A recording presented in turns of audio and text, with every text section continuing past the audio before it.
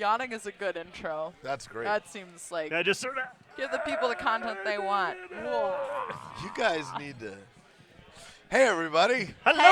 Hey, it's the Hey. last night of this thing. Yes, it Yes. is. Woo. It's Lone Shark Live here at Origins by Night. We're Origins not by punchy night. at all. It's true. No, it's true. We are here. It is Saturday, which is not the last day of the convention, but it's the last night of the It's the convention. last It's the night of last the night. That's right. Well, And- unless you stay until Monday. Yeah, but we're not. But that's a bonus That's night. bonus It's different. night. That's That right. doesn't count. This is for us. It's the last night. That's right. Right. And I'm That's flying out very early tomorrow morning. That's right. because you have made a mistake. That's I have your done a error. dump, but I will get to see my parents, which will be Well, lovely. that's That's pretty right. amazing. So so here we are, day 3, Origins. Usually the big day, Saturday. There's a lot of big stuff a going lot on of today. lot of stuff going on As tonight. we speak, there are some awards. Origins awards going on. We'll try to monitor those. Maybe get some guests We'll on have here. some people, boop, boop, boop, People boop, boop. getting Flag inducted breaks. into the Hall of Fame. Oh boy. Yep, lots of that. And then I got a couple of shout-outs that I want to do before we get into our guests. Sounds Because great. there's a couple things that are going on out in the real world.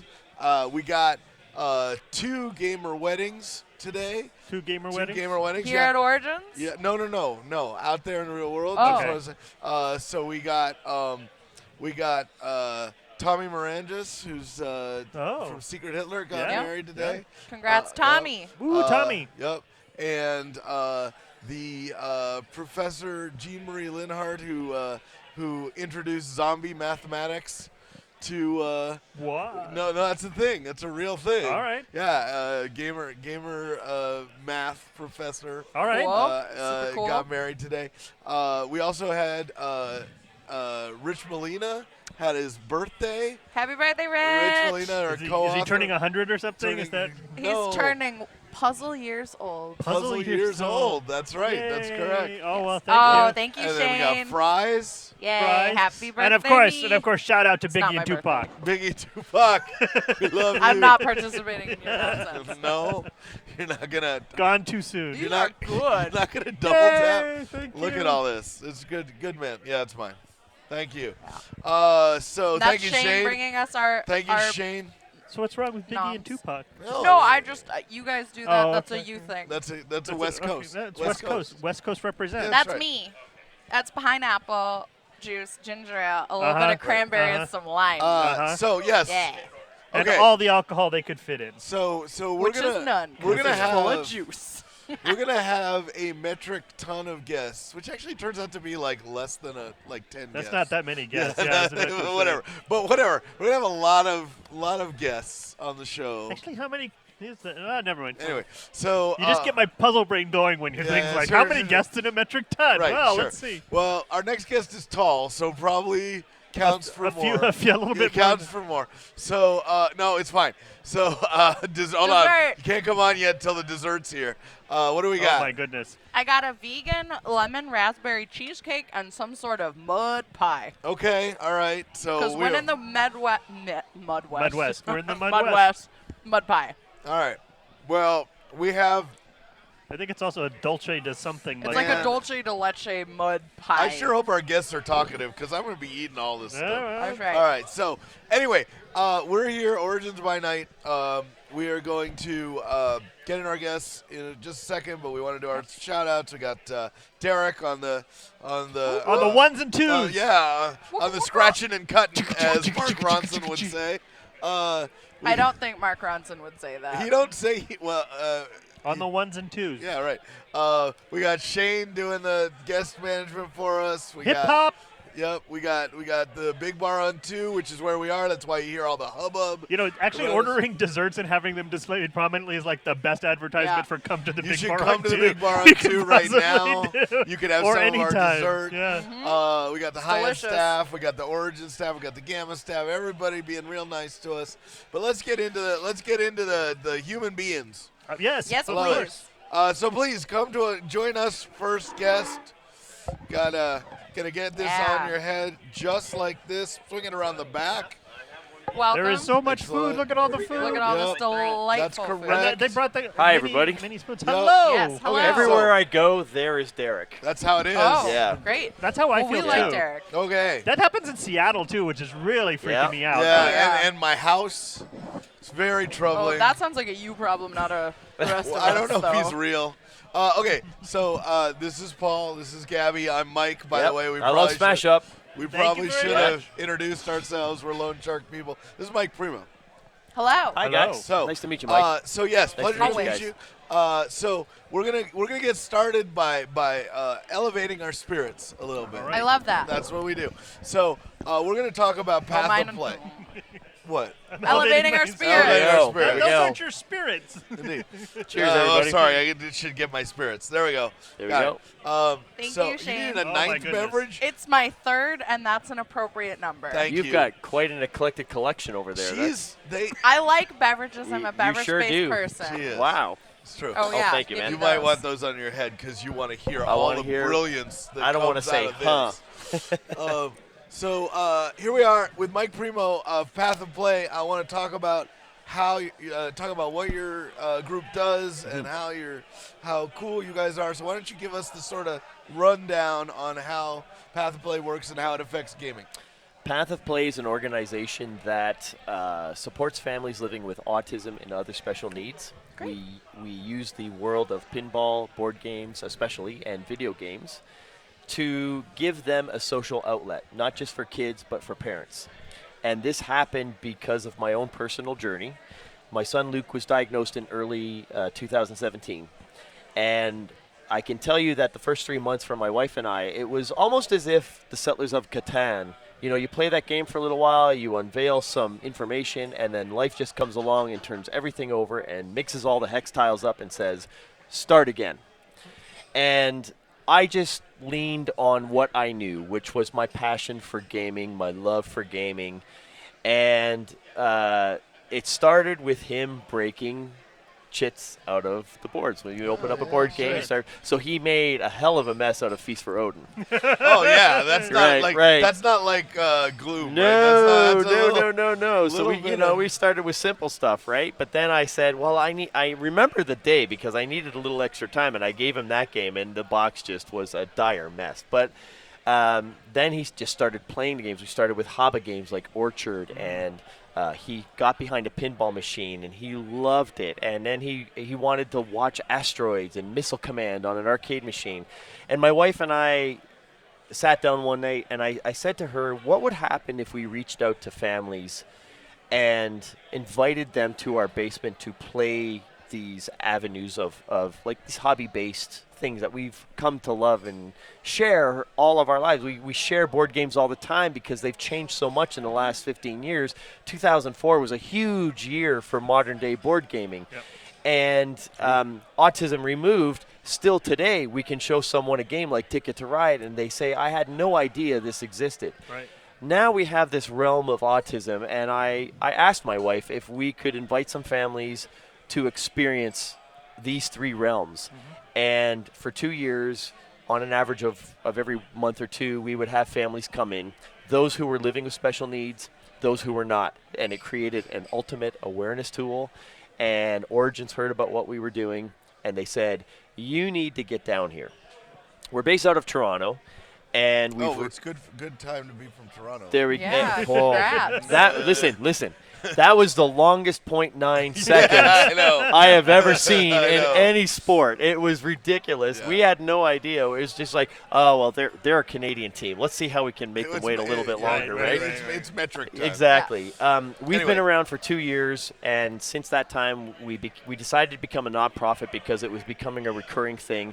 We've raised $30,000, and we've partnered with people like Haba and Yellow and Kids Table Board Gaming. And we've purchased games to put into therapy centers and to family homes, and we show them how to use the games. We change the games. We take mechanisms out of games that are quite scary, quite frankly, and we do it because sometimes there's situations where a child who's autistic, they just need the activity.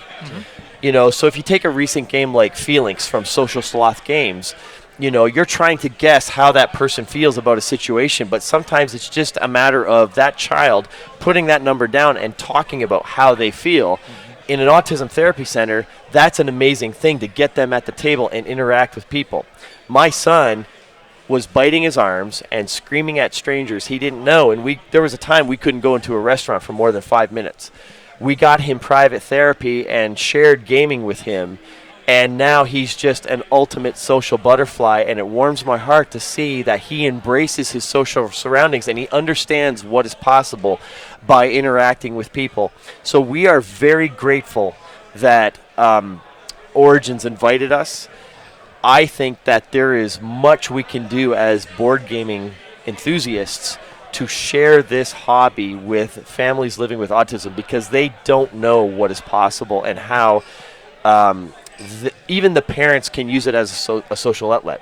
So here we have a room where we have pinball and board games, and we even have a Frogger cocktail table. Nice. And for the first 2 days, we've been open to the general public to create awareness about our project.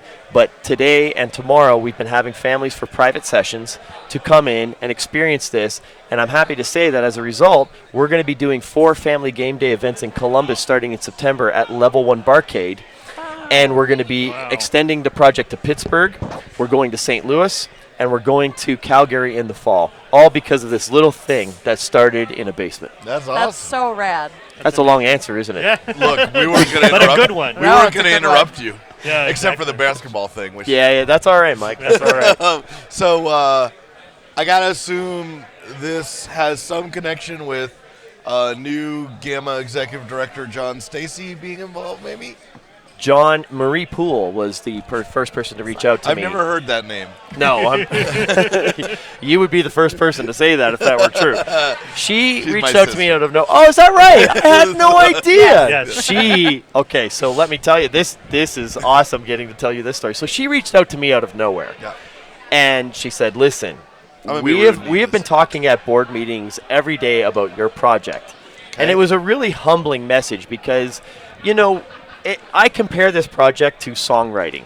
Okay. When you create something, you think you might have something special, and you share it with family and friends, and they indulge you, and They they say, say, "Oh, it's "Yeah, wonderful, that's that's nice." But what happened with this project is I would wake up in the morning. My job, I work at the Canadian Broadcasting Corporation, so my profession is broadcasting. And I wake up at 2:30 in the morning, and I see a post on Facebook from some pinball league in North Carolina saying, "We're having a pinball tournament for Path of Play," and I haven't yet had the pleasure of shaking hands with these people. It's very humbling, and it makes you realize you have to see this through.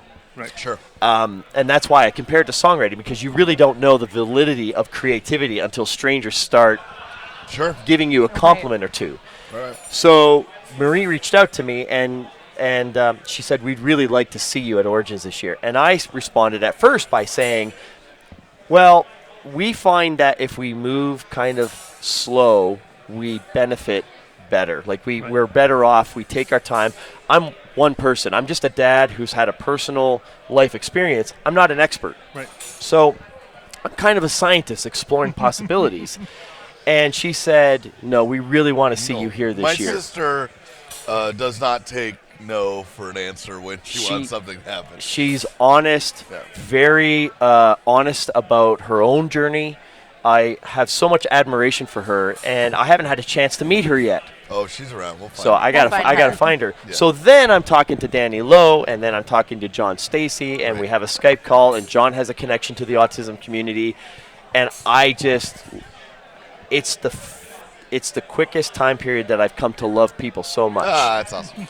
Yeah, they just made everything so easy for us in such a short period of time. It's truly an honor to be here and get to meet people. I've known who you've been for. I've known you guys for the longest period of time, and it's really, really special for me to get to say thank you for everything you've created in this hobby. It's Well, been we amazing. we can throw it back because what you're doing is also pretty great. I'm glad. And I'm so, glad. yeah, we heard that you were here. We're like, no, we need that on this show. I appreciate So- that time. So let's do some housekeeping. So, All right. pathofplay.com, Yes. right? There's a thing that's on there that says, "How can I help?" So tell those people. I should look out here at least Wow. one time. those right? people All right. how they can help your cause. Here's the number one thing that you can do. If you visit our website, pathofplay.com, we have a subscribe link. Everybody has a subscribe button. But what this is a monthly YouTube video newsletter. and you can keep tabs on how we're progressing and how we're reaching out to families. And that's really, really important. When you get to the homepage, you're actually going to see my son Luke Oh, playing on the pinball machine. He's Love it. five. He's 5.5 now, and what we really need to do is build a community, because once a year we have our fundraiser. We really try to keep it to a minimum. Okay. And it's a lot like a tabletop day. We call it Path of Play Day, and we typically have it in April, which is Autism World Awareness Month. And we have one day where you can just invite friends to your home and play games. And instead, it's not like Extra Life, because Extra Life, you're gaming for 24 hours and Yeah. you're asking people for donations. That's right. But you, the gamer, are the one who's going to register and make the donation. Our base registration is $20. We do it once a year. You play games with your friends. And while you're doing that, if you post on social media your game day, I'm streaming from Toronto, sharing all of these posts from all around the world, and it becomes a wonderful day of unity. And we let these families know we're behind them. I think there's some really special things that this board game community can do for these families, and the number one difficult thing for a family living with autism is finding a social setting where they feel accepted. Sure. And that's why I really want to use board gaming as a tool for them as an outlet. It's therapeutic, not just for the kids, but also for the parents. And we would really, really appreciate if you take the time to visit and subscribe to that newsletter, and we can tell you more about the project. Pathofplay.com. You Go got there it. now. Yeah. Well, Awesome. Mike, Thank you so much for being on the yeah, show. Thank you for seriously. having me. I appreciate it. Hey, thanks for reaching over, man. I'm telling you, I brought my AEG backstage pass. Nice. And what happened? For Smash Up, the latest expansion, Right. they've got you Yeah, go yeah. to the booth, and they're not here. Well, Paul's the I'm here. I got a Paul's pen. Paul's Let's here. see. You got the pass? I was so excited. I love the game. I Oh, love thank the you very game. much. Yeah. Thank you. Thank you for everything you Mike, do. thank you so much for joining Thank you, us. guys. you. Appreciate it. Bye, everybody. Bye. All right. This is live, right? I just walk off. Yep. Yeah, Yeah, just no, get you out. just leave. Bye. Do what Go you Raps. want. Go Raps. Yeah, seriously. Right. Well, that was a lovely way to start I thought the show. I thought that would That be was a a good- that was a good good- way to just Good kickoff. break into the. And the hits just keep coming. Yeah, that's true. More That's great true. content coming. That's very true. Put that on your head. There you That- go. yes, exactly perfect. like so. Like a halo. just Exactly wear it like a halo. Instructions unclear. Trapped in drapes. Send help. It's Rob Davio. How are you? Hello. Hey. And we just roll in and it's starting. That's the segment. That's That's how it it. goes. No, you're taking over. I'm done. I can do it. Yeah, I figured. Actually, probably better. So, case you don't know, Rob is my longtime collaborator on many things. Excellent. Yeah. Plus, in addition to like Betrayal at House on the Hill, which we did together, you've done the Legacy games. The legacy games. Right. A So lot you of got- risk games. A lot of risk games. Got Betrayal Legacy out this year. Yeah. And then also my personal favorite, the Restoration Games brand, Mm-hmm. got Stop Thief. Stop Thief, Fireball Island. Yep. We're working on Return to Dark Tower. A Yeah. reboot No, that's of that. what we night. got to. I Yeah, want to so talk we're to you gonna about. we got a All lot. right. We got a lot. I'm gonna duck and weave until Gen Con. Okay, on no, details. no, but no, no, that's you can fine. try. You Yeah. can try. All right, Let's we're do gonna this. try to hit. We're gonna try to hit all of that. Yeah, no, we could treat this like sort of a dinner between the aristocracy as we Yeah, all like yeah. probe and kind of figure out all the Absolutely. weeknesses. Absolutely, I've got my side all figured out. So let's start with PaulCon. What? No, seriously, let's start with PaulCon Why? Okay. because we played Fireball Oh, Island, of course. right? Of course. So Yeah. Paul had his birthday, 50th birthday. I Oh, know yeah. he doesn't when, look it. When? Doesn't It look was. it. It was during gathering of friends, so you were probably busy. I may have not been at home. Exactly. So you're a year ahead of me. Oh, okay. Great. Great. Okay. You're both children. Anyway, so I don't know. so we said, all right, it's birthday time. We're going to pop open Fireball Island. And we played literally all of it at once. Oh, yeah, all the expansions. All the expansions. We Oh, had the yeah. pirate ship. Yeah, we yeah, had yeah. the bees. We had the Extra the Explorer. tiger. warthogs. Yeah, I don't Yeah, know, next one, warthogs. no, warhogs are Sure. spoilers. Yeah, sure. There's no well, wars. yeah, we had the tiger. The Yeah, tiger's ridiculous. the oddly muscular tiger. Yes. Around the office, we call him the Sex Panther. Second night, 66% of the time, Yeah. somebody Every time. didn't get an eye put out by Yeah. the tiger. Holy cow. Like, I mean, That's Yeah. a lot of marbles. yeah, With it was the a lot. bees and the bugs. Yeah, Literally there's for all the marbles. Bees Yes. and snake. Yeah, that was a thing. snakes, right? That, Snakes. that was a thing, and Well, I do love you play that. that way? I mean, do you play with like all of it at once? I've never played it. Okay. No, it was one of No, those. you just make JR play it. Yeah, I'm just, You got no, people play it. I played it, and it's one of those Kickstarter moments where that game is incredibly difficult to prototype. We tried to do it all digitally Right. with like virtual physics, and we spent like 6 months and none of it was working. So we eventually hired a toy company to make it out of clay. Nice. Wow. And then it was like half an hour away from home, and I'd go roll marbles on clay, and it's like, that's not going, and you would just move the clay and sculpt it, and we're like, okay, that's working, but at like 80% speed because it's clay. Right. So it's like different courts in tennis. You're like, well, how is this going to play on Right. plastic? Rafael Nadal can play this set, but not the final set. Right, and so you're like doing all this stuff. You're like, okay, this plays on clay, and this will fall over. Yeah. And this Right. will do this, but it's not yet. And we were on Kickstarter while all this was happening. Or just- like a month beforehand. To just speed up the video? Yeah, I know. I mean, it was a thing. When does so- the grass edition come out then? 'Cause Ooh. Yeah, So we have a new one coming out at Gen Con called Spider Springs, Oh, sure. Ooh. which has a like trampoline of spiders that Nice. pop up. Nice. Because one of the Nightmare fuel. one of the things Delightful. that we noticed in Fireball Island is it's actually hard to get the leader. I mean, you can try to Yeah. hit them with marbles, Yeah, but yeah. sometimes they're in a good position. Yeah. This literally shoots. There's a peninsula that comes out of the back of the island. Okay. Shoots spiders up, and if any of them land in the crevasse or crevice, depending on your Sure. pretension Yeah, level, you want to get that. you can put them anywhere on the island. And if you run across them, you take them, and they're worth negative points. So like, you're about to win, Right. and we all launch the spiders, and then you have 12 spiders between you and the helicopter. Nice. And you could run up and get negative 12 points, but maybe you'll take this Maybe, route, yeah, and we have a chance to catch up. Got it. I love it. And you put spiders into Volcar before you Sure. put marbles down, and they come out his mouth, and then they get Sure. pushed. Yeah, it's great. Yeah, and that's they're bright amazing. orange because they live underground. And That's what. Well, all Yeah. things that live underground Yeah. are bright orange. yeah, lava Drow. spiders. Yeah. Yeah. Trow, for example. Yeah. I'm bad with colors. Did I get that right? I think you got it figured out. Okay, thank you. Yeah. Well, it is. I mean, I feel that this is understating a little. It is super fun to play. I thank mean, you. Thank you.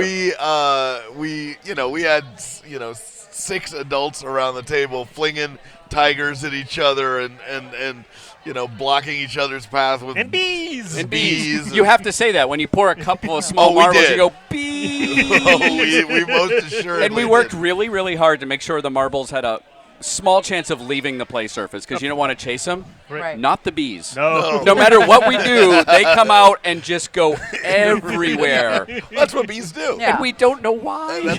Well, we don't even understand how they fly. Right. Yeah, okay. So, I mean, Well, we wanted to gonna do embody what bees that. yeah, Right. exactly. Yeah. So anyway, Fireball Island, huge success. Thank you. Fantastic. Loved playing it. And since it's at Paul's house, it doesn't take up a room in my house. Well, you're welcome. So, so it worked out nicely. I rented a hall. We didn't have to worry about Okay. That's right. Let's see. We haven't had a chance on the air to talk about Betrayal Legacy and how you feel about that. I feel good. I mean, when you take like two systems that don't hold up individually They're and try to put no, them together. There's a real true statement about that. Like both of those systems are incredibly precarious. Yes. Right? I mean, like they are both incredibly dangerous to work with. So why not mix them in the Together. cocktail? Well, sodium and chloride are Sure. both poisonous, Right. but together salt. they're very helpful. They're very helpful Yeah, and you healthy, need that. and you need them. There was a lot of work put in looking at how to stabilize both of them, because if you play Yeah. Betrayal, part of what I call the charm, and other people may call a bug, Well, yes, is me the haunt even. starts right away and ends right away. And you go, whatever, reset it. But if that's chapter 4 out of 12 Yeah. or 13, you go, whoa, I paid for that. I That's don't get right. that back. So we Right. worked really We made hard. permanent changes now. What the Yeah, heck? so we worked really hard to minimize that, and I'm sure there's people listening going, "That happened to me." Like minimize. Oh, we no tried to question. eliminate, No question. and then put a story around it. And of course, you look at it when it comes out, and you're like, "Well, that didn't quite work, and I would do that better." Sure. But that's going to happen on every game. Right. But all in all, Well, you had to impose some sort of linearity to the thing, which is like, it was so. One of the things we did, which was really fun, is doing the linearity. Is okay. We're going to do chapters Right. because I always said, Betrayal is a short story generator. Right. yeah, okay. And sometimes by a bad author, and sometimes by a great author. But it generates these tropes that go together. And we said, well, what if we don't do short stories? What do we do chapters in an overarching book? And we started in 1666 just because of numbers. Right, of course. Sure. And we go forward, and then we started looking at if the regular Betrayal pulls on the tropes of monster movies. So we said, let's pull on the tropes of folklore and mythology and literature from this year. Okay. So Nice. if you're in like 1692, you're going to get something that feels more witchcraft and monster in the woods, and you get to 1850 and you might get a Frankenstein hunt. Right. And you get to 1920s, Some spoiler, Yeah. there may be tentacles Yes, in your game. And so it really helped frame, okay, what's the flavor of this, which did help ground it as opposed to, and you've done enough of these where you sit down and you go, and there's something about the table that eats you, right? Right, Like you're exactly. you're No. looking for a hook, and that Well, provided a hook, which gave it linearity. I remember we were at a steakhouse at Gen Con, maybe? Like, Sure. Yeah, I think. And you started, like, pitching, like you started going through what you were planning to do with this. And I was like, ambitious, very ambitious, not working on it. Great. Great, yeah. right? Right, which is why when I've just grown out this beard for the first time, it's all white. Exactly. Yeah.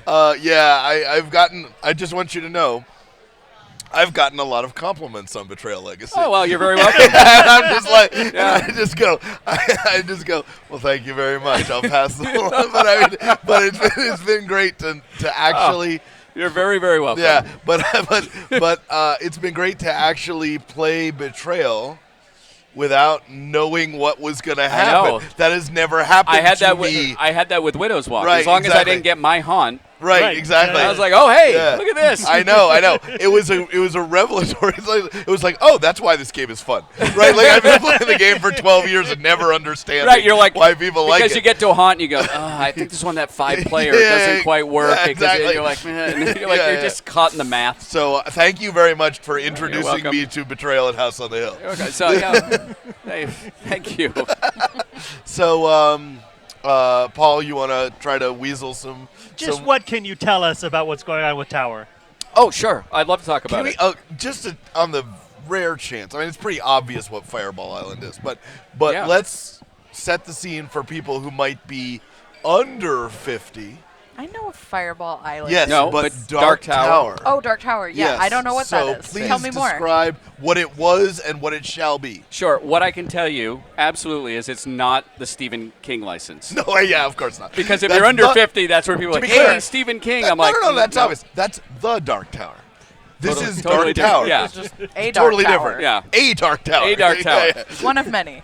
Dark Right. Tower was a game that came out in 1981 by Milton Bradley, and there was a plastic tower in the middle of this round board, and you went around and you went. Oh, D&D was huge at the time. It was like Yeah. the peak of D&D. Right. So it was like a D&D adventure where the tower, which had batteries and lights and sound, DM'd it. And you can get like the app on your phone with all the sounds, the Really? original stuff. Yeah, and you Yeah. play it and you go, why? Why did you Yeah. love this? Oh, totally. but But we in- loved it. In I mean, 1981, Yeah. this thing that Played could it hundreds of times. adjudicate Sure. battles yeah. and remember like where you were and how many warriors you have, Right. and it was a when computer. when you saw your warrior count go from 12 to 9, you knew you had Right. been beaten. Yeah, Right. and so it was a lot of downtime. Like Mike Yeah. would be on or Paul just beep beep beep, and I'm just like listening to it and kind of like, oh, he's in the bazaar. He haggled too much, and the bazaar closed. Right? Right. You're like, we're all doing this. Right. We're Listening doing the in. headcanon throughout the, Yeah. throughout the thing. But there was a charm and a fantasy of having this thing in the middle that like adjudicated the game. And it's just this real soft spot. It was one of our most requested games. There's like this top 5 or 6. Fireball Island was one. This was another one. So we set out to do it. I'm co-designing it with Isaac Childress. Oh, nice. We love him. And It's a fun pairing. Like we were playtesting it today, right over there, without a tower, so no one would know what He's we were not playing. quiet either. What's that? So he must be fun to get into a. Yeah, it is. Oh, he's very quiet though. It's something, but like He's it was very so quiet. funny. Like I had done this part, and I had just been like 12, 8, 3, and he's playing. He goes, "Where did you get these numbers?" And I was like, "I'm looking for the worst case scenarios in every angle, and then we'll work between." Yeah. And I could tell it's not how he does it. He would have like calculated and That's figured right. out what the That's numbers right. were. And I was like, "Is 12 too many for this?" And he's like, "It is." I'm like, "Well, now we know." So I mean, are you building a tower? Like No. what are you So- doing? No. No, it's a cooperative game. Okay. What happens is it's a spiritual sequel to the Sure. original. The tower, the original game, you go around, you have to get 3 keys and go in the tower and defeat Yes. all the brigands, Correct. and then you win. So the tower lies dormant, but of course, like all good fantasy tropes, it comes back. Oh, you know how cowards. Of course. Yeah. So it comes back, and all of the 4 kingdoms go, "We're going to have to team up this time around." Are. Oh, Oh. okay. And without getting too much into it, this is where I have to hold back. There will be a physical tower that will have lights and sounds and batteries and magnets and plastics and motors. Oh. There, Get a little- there will be an app. There will be a board, and our goal is to get this triangle of experience where every one of them feels like it's together, and you can't leave any one of them out of it and play it. You can't just, like at first I was like, oh, you're just going to put a tower with a phone in it, and it's a phone caddy, and then you'll run an app. I'm like, well, very quickly you realize, leave the tower in the box and Right, play Dark right. Phone and pass it Dark around. phone is Right. not good. Dark I'm phone. not playing dark phone. Right, and if the phone does too much, you're like, well, why is the board here? Yeah. Right. So every time, we spent like 2 years, and every time there was one part of it where you're like, you don't need this anymore. The other Right. 2 things are carrying the weight, and we kept trying to make it. There's some fun stuff, like it's not official, but this is our plan, and I'd be surprised if it changed. Like there's a Bluetooth module in the tower that talks to the phone. Yeah. So the fun thing is the phone can alert you and say, beware the tower, and then the tower can do something. And then you go, how the hell did that know that was about to Oh, happen? that's awesome. That's so cool. That's So- exactly the technology we had in 1981. Yeah. Yes. It was exactly like Oh, yeah, that. totally. So Yeah. we're trying to, in 1981, this game was like $80, which Yeah. is like $250 in Yeah, modern it was, dollars. it We was- will not be there. Well, we had and if we had $250, this thing would come tuck you in at night, Yeah, right? Like at all this stuff. Seriously. Well, what I remember about Dark Tower is that if your neighborhood was anything like mine, you had one kid who had Dark Tower, Mm-hmm. right? And you would all go over to that kid's house because the rest of the parents would all know that one kid had it, and they would absolutely refuse to buy it for you. Yes. Because they knew you could get all your Dark Tower needs over there, and that was $80 they didn't have. Right. Yeah, and I was lucky. I had an uncle who was like, he was a guy who would, the sales guy at the store level for Milton Bradley. You go put the stores on the shelves and make sure the retailers Oh, wow. were doing everything correctly. So he got all their games free. So he's like, you want this game, kid? And but it was never mine. I would get it on loan. Sure. So it was like Precious who would appear, and I'd have a weekend in the summer with it where I'd play it till my eyes bled, and then it would go back to his house. Excellent. And then, I never, and it was just Into the Mist, right? Brigadoon, is that the right reference? Yes, it's Okay, Brigadoon. Thank you very 100 much. years of Dark Tower. Okay. Um, So that's Dark Tower. At 7 weeks at Gen Con, we will have confirmed that a lot of the stuff I'm sort of half saying or saying will be true. We will have drawings, we will have announcements and timing, and much more to talk about. But if I say that now and Sure. it doesn't happen, Right. Well, don't worry. I will have to kill me because I'm the one No. telling everyone else to shut up. to be clear, this doesn't run till September, so you can say it now. Sure. It's not live. Yeah, Uh-huh. it's definitely Cool. not live.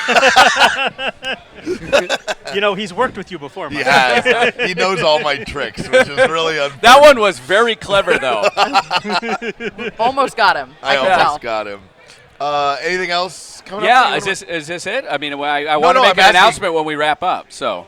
I'm asking you if there's anything Oh, else I've you got. wish to Oh, tell. sure. I've got a lot going on. Yes, you do. There was a game that came out here at Origins called Ship Shape that I designed Yes. from Oh, nice. Calliope, Yeah. It's in which our- I like. Part Our of- master series. part of yeah, his series. yeah.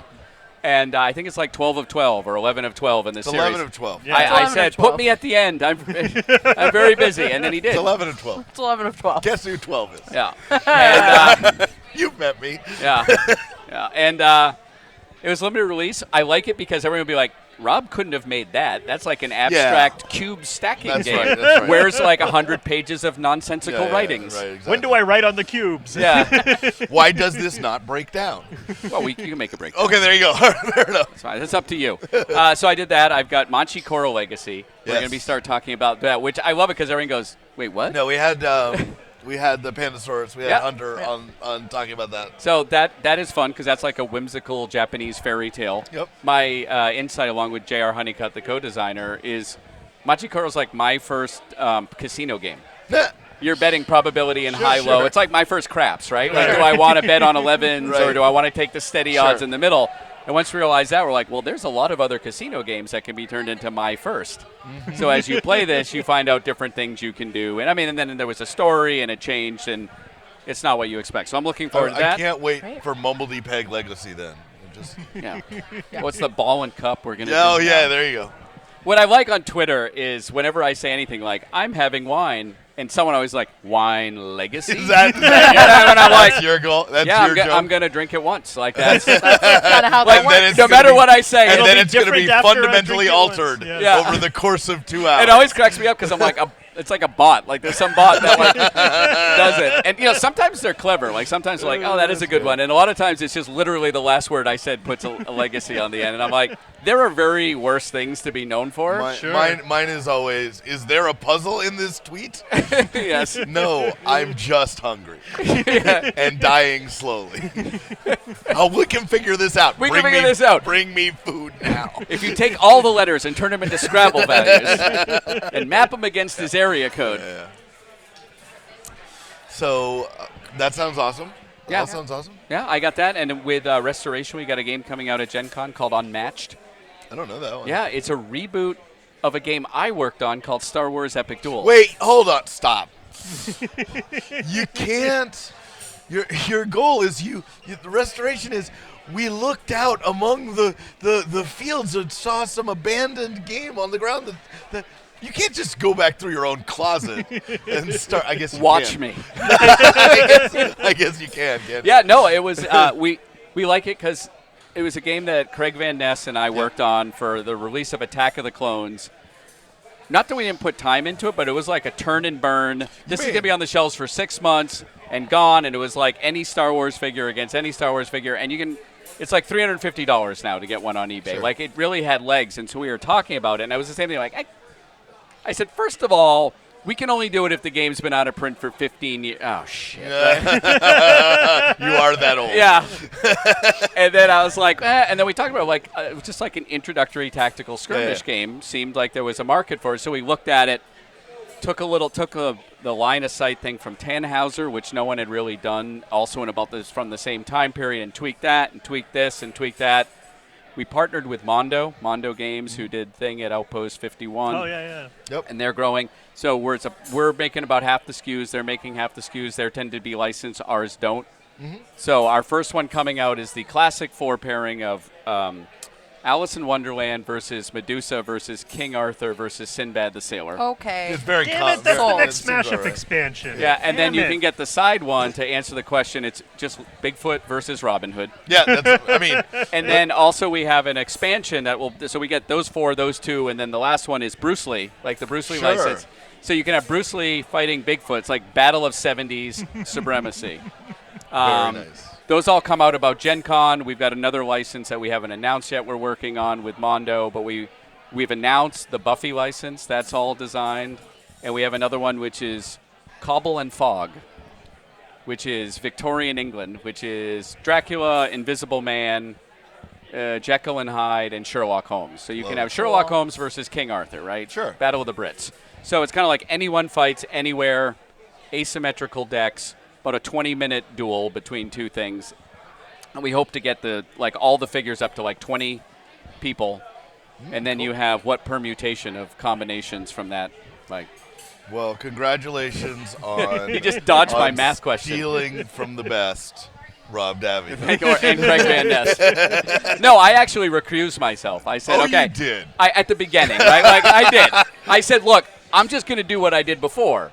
Justin and JR, you take this and kind of like modernize it. And then it came back and I'm like, oh, I like where you went. And then I jumped back in after a couple months. Well, it's not like, I mean, like, Gabby and I would never reboot something that we worked on a long time ago. That's No. not our move. It's not our thing. I have learned to be okay. Like I had this weird thing until a couple years ago. Like I can't do anything related to anything I had ever done at any point. Right. I can't do anything with dice or words Yeah, or cards. those are other and then I was like, oh, I kind of did this in this game, and I'm doing it again. That's how it That's is. okay. If I can use other people's games as inspiration, why can't I use mine? Right. It's all about ethics in gaming. Oh God, no, Why are you ruining Mike. our broadcast? Hey, Mike, you just look at that. You're poking a bear. That's what I Don't do. do it. All right, Rob Davia, thank you so much for being on our show. Thank you. I'd like to announce Ooh. my retirement from Origins 2019, effective immediately. Oh my Oh, gosh. wow. I you heard it- started this journey many days ago, You heard and it I here first. I went to set out and I said, when I Nice. achieve all my goals, I'm going to leave on my terms. And my terms are right now because I have a flight first thing in the morning. Me too. What time's yours? 8:20. Again, we don't Oh, mine's do before our that. social I was cal- just like, maybe we could share a cab. But So that's no. it. It's been good. All of you, thank you. I am no longer actively involved with Origins 2019. I feel like we've lost a hero. Yeah. I would do a mic drop, but it's attached to my head. Yeah. Don't do that. That's a head drop. See you later, Rob. So yeah. Bye. Thanks for Bye. being on. Oh my gosh. I'm gonna miss him. Yeah. It's a little He bit brought so dimmer much here to at Origins Origins now. It's 2019. really true. Now he's Well, I'm now just he's gonna, gone. And I'm just gonna have to take credit for Betrayal Legacy tomorrow. yeah, Then. yeah. I don't know though. You never know when somebody's gonna pop out of retirement. 2019, That's right. Origins 2019 isn't over. He could pop out of retirement at any time.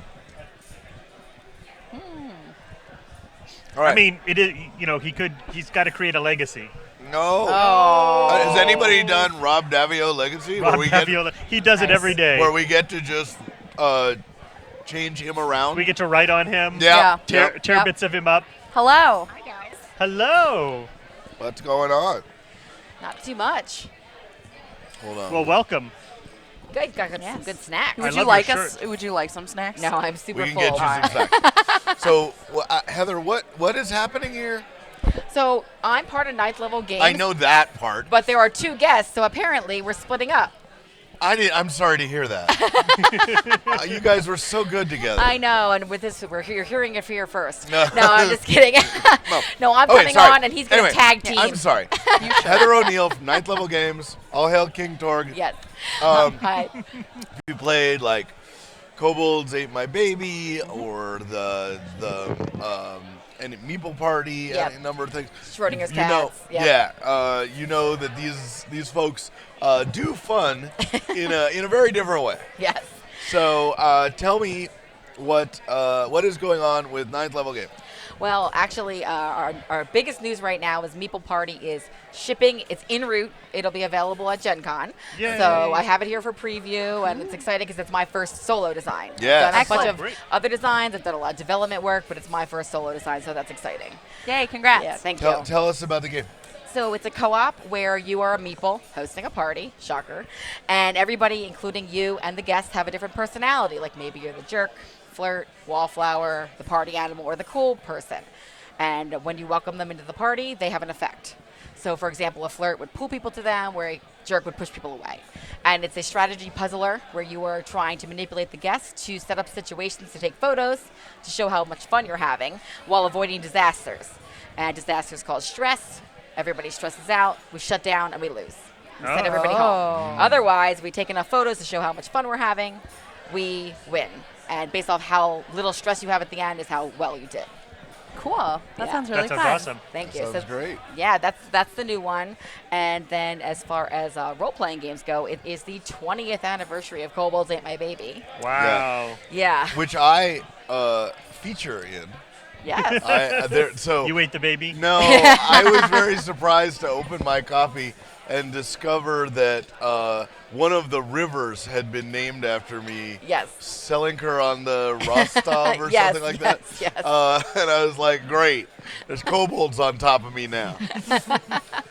So, Yep. Last night we had a big event, over 100 people, and got to celebrate. Mikey Mason came out. He has written a song about kobolds, so he performed. It was really fun.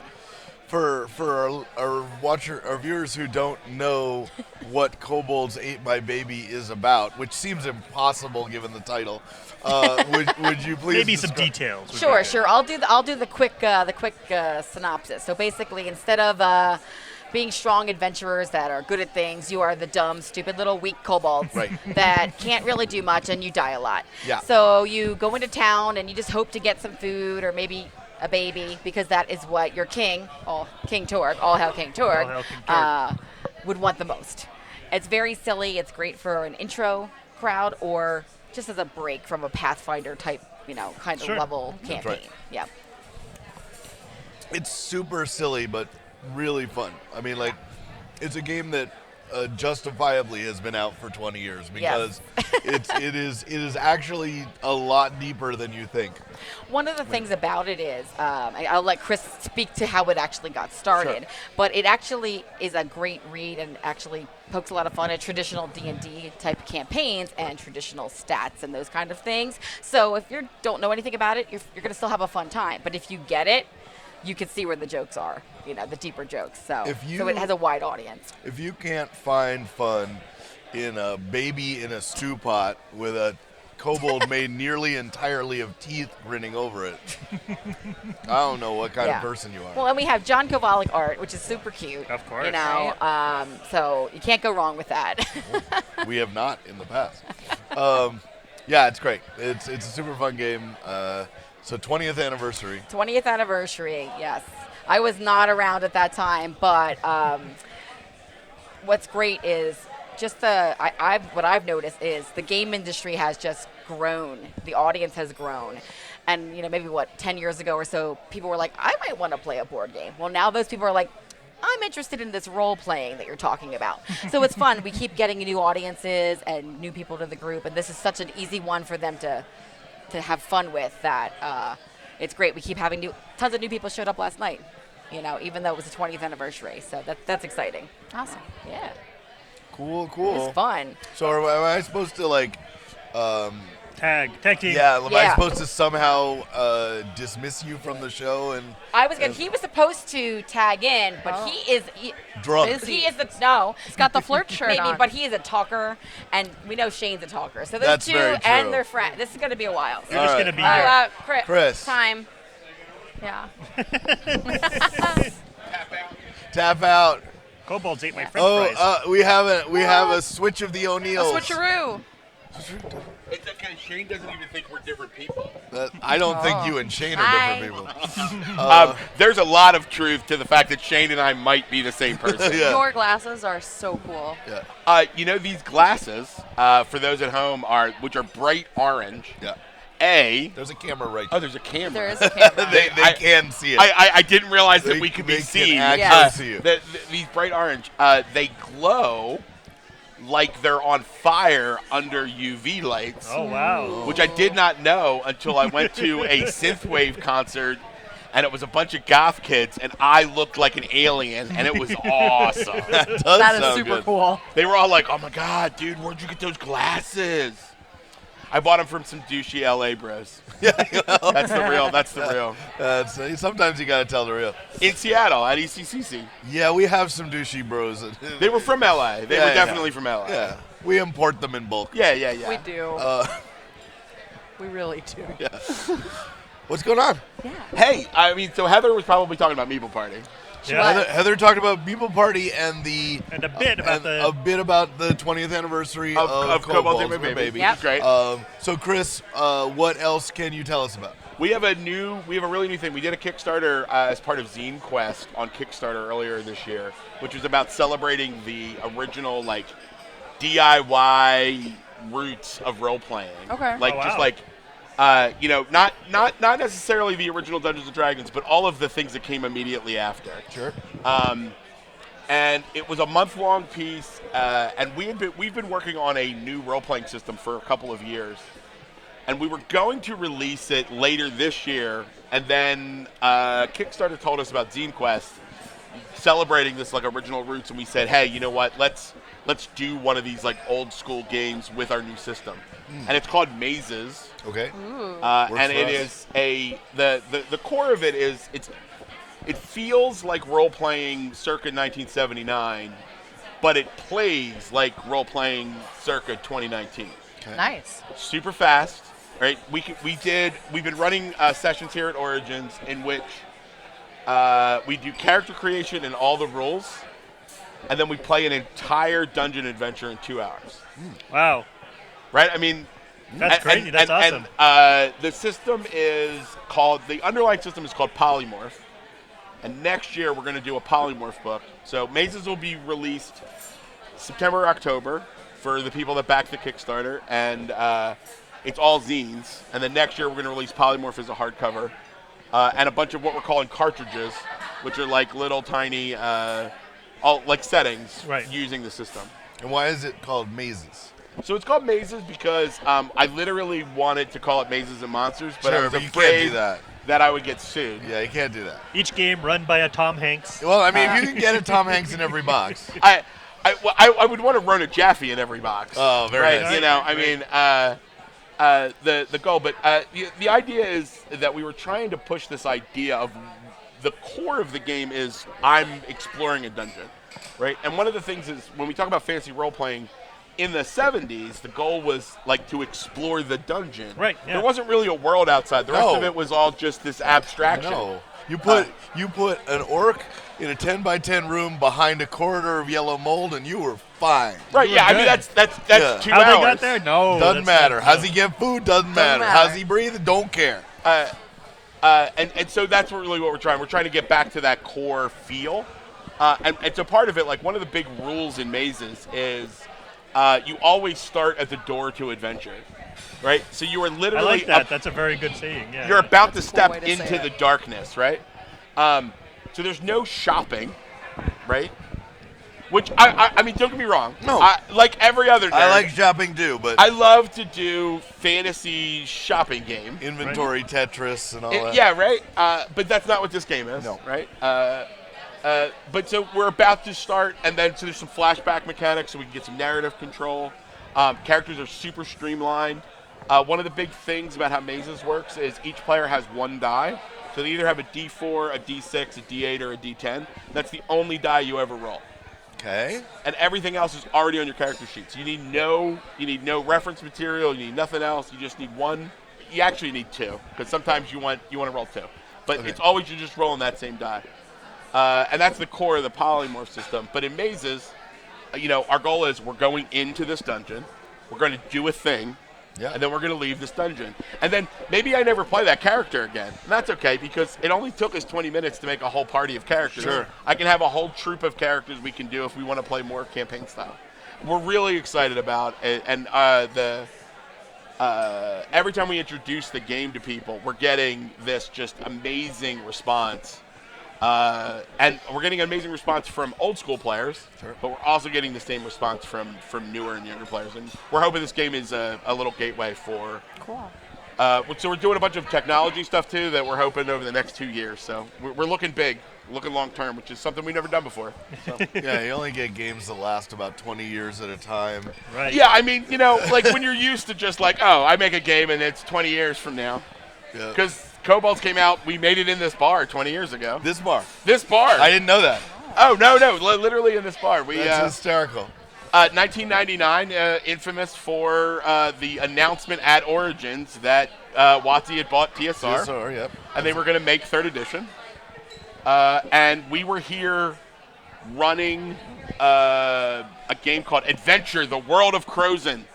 The most 90s name you could think of. That is, I want my bow that fires 3 arrows now. Correct. Oh, yeah. I mean, and it was, it was it would have been our giant fantasy heartbreaker that would have totally ruined us. Yes. But we were saved by Peter being like, I want to buy Dungeons and Dragons and make some new Dungeons and Dragons. Because I think a lot of us have really forgotten how bad the fantasy scene was in the 90s. It was very bad. It was I've dead. definitely forgotten. Yeah, you were not. It was, and we even talk about it sometimes because like we have all these jokes from that era, and it's like, why are all your jokes about vampires? And we're like, you weren't there. You weren't there. Yeah. There were only vampires. There were That's vampires That was it. everywhere. Everybody was That's right. vampires. It was vampires all the way down. It Oh was. boy. Whole world full of darkness. So we literally made kobolds as a response to that. Yeah. Well, it worked. Yeah, it worked. So 20 It years. helps. It's been I pretty mean, good. one of the things we learn from Kobold Day My Baby is if your main characters are just nothing but teeth, you're gonna go somewhere. Yeah, And absolutely. that's worked for us on Pathfinder. Yes. Right, The yes. goblins, right? The more things There's a with lot teeth. of things with teeth in Yeah. that. Big teeth, big mouths. Yep. The teeth Mouth the havers. size of their head. That's right. Yep. Yes. Exactly. You can't go wrong. Can't go wrong. Yep. Can't go wrong. Well, Chris, it's always lovely to have you and your colorful personality Thank on you. our show. Pried it up, which is nice. Yeah, actually, a gentleman said to me, he said, like, "Oh, you've encapsulated the entire weekend here." And I was like, "Oh, well, thank you." Yes. Well, that's you always do that for me. That's what we're doing. All right, Chris. Thanks, Mike. Great seeing you. Thank you. Good to Thank see you. you. Bye. Yay. Man. Cobalt Man, are there ate any my more baby. damn O'Neills coming? God, we just get overwhelmed with O'Neills. Where are some more O'Neills? O'Neill's Yeah. all the way down. Yep. We should talk about that real briefly before our next go. O'Neill's all the way down. No, not Yes. that. Oh. Teeth? Today was Pride Day. It was. Today was Pride Big Day. Pride parade. Happy Pride, everyone. Happy Pride, if that's- The amazingly, like, one of the longest Pride parade It- I've ever seen, it was which is like 6 amazing. hours. It It was just great. cool things Yeah. kept coming and We coming went. and coming. I went over the Pride parade Yes. like 4 times. Right. Right. Because it was so long, and watching it from the Sky Bridge and stuff like that. So it was fantastic. So if you got a Pride parade today or Tomorrow. Or tomorrow. go you have a great Pride. Is it Ann Richmond? It's me. I'm here. Hello, Ann Richmond. Hello. It's so good to be here. Yes. I love your dress. Oh, thank you. Ann is one of my favorite people. Oh, stop. It's true. But don't. I love No, I'm praise. going to keep saying that. Keep saying nice things. So, Ann I first met when she was dressed up as a character in my game. It's true. So that's a good way to get Which to know game? me. So she was a daughter. She was a daughter from Ironwood Adventures. Oh, from, great. You know, and Yeah. so and I was just like, "You're awesome." She was I like- don't do anything by halves. No, it it's was- just all the way there. Yeah, Yeah. and I was just, so we became really good friends. Yeah. So, anyway, Yeah. but But in the last year, Yeah. you have gone to work for GTS Distribution. It's true. And- I've done it. Yeah, and made welcome to the industry. and made a crazy successful player network. Yeah, so not I thing. run our Active Player Network is the consumer side of GTS. We are the people who are telling you where to go, what games to get, and which local game stores to go to get them. Nice. And so that is really our focus. And when I'm at shows like this, I'm going around interviewing. I did 10 interviews with publishers today, so it's nice to be interviewed. Frankly. there you go. I mean, I feel so appreciated. But yeah, so that's what we do when we're at shows, and we have those publisher interviews are our content called Get the Game, and we try to give quick overviews. We don't want to repeat the content that everybody else is doing because you have great folks like Board Game Geek and Dice Tower, and they're already doing interviews. So we want to give you the quick overview. So in less than 5 minutes, tell us the unique aspects of your game. What other games does it kind of feel like, so that people can decide, yeah, now I'm ready to watch this 45-minute Let's Play of Right, Scythe. sure. Because not everybody has that kind of time. Sure. Another type of content that we do is when I'm at home, I have a studio in my apartment. It is bomb, to say the least. And so what I'll do is we'll take games and I'll go through a basic rules, how to play type of thing.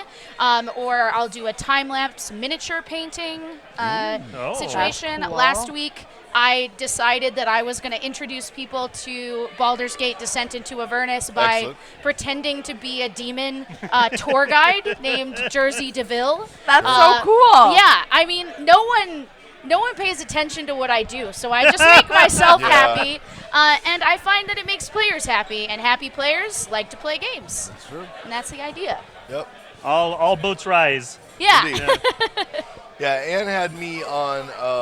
What did you call this? Oh yeah, series? so we have a series called Player Character, Player Character, which Mike was very gracious about being on, and that was where we sat down with both industry luminaries like yourself, but also players, and asked them a series of questions about why they game, why it's important to them, How has, playing games or designing games made you more of who you are? How do you find time to play games when you're in the industry? Things like that.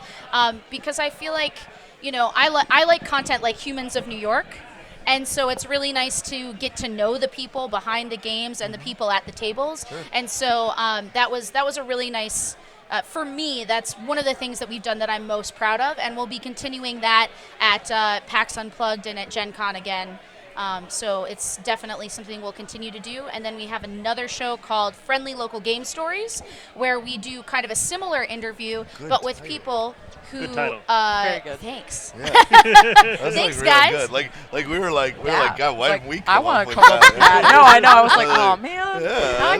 I came up with it, and I always get a lot of feedback from our team. We have an awesome team at GTS who helps me out with APN, and I was expecting them to be like, yeah, but what if we twisted it? And everyone was like, yeah, that's good. That's Ship done. it. Yeah, done. Everybody go home. Have that. But yeah, for that, we sit down with people who own game stores. We started doing those interviews at Gamma, and it was kind of a test. I thought, like, what kind of content can I get at Gamma that consumers are going to love? And I thought, I want to know the people who run game stores. It's Yeah. a hard job. It's really interesting. You have to make a lot of really difficult choices about how to stock and when to order and Right. all of that stuff. So that's been really fun to watch, and we'll continue to make those as well. Cool. That's super awesome. Yeah. So that's what's up. On a personal, on a Well, I'm always interested in that because my wife owned a game store when I met her. Yeah, So, yeah, that's awesome. that Really store good was story. ludicrous. That was ludicrous. It was very ludicrous. It was ludicrous. That, like games. that shout out's useless. Thing. I know. Like, go to ludicrous games right now. It's a Yeah, whole check it other crowd. out. So on a personal front, are Yeah. you still singing? You're still doing all I am. I love to sing. Yeah. So I spent many years working at the New York Renaissance Fair. And so I was in a group called the Sirens of Sterling. And we created a lot of, old English folk songs, Irish, Scottish, and things like that, and a lot of bawdy songs as well. Ooh, bawdy. But we also created a getting the less vapors saucy over here. song for Thornwatch That's true. about the Daughters of the That Ironwood, was so true. that I was back at the same well.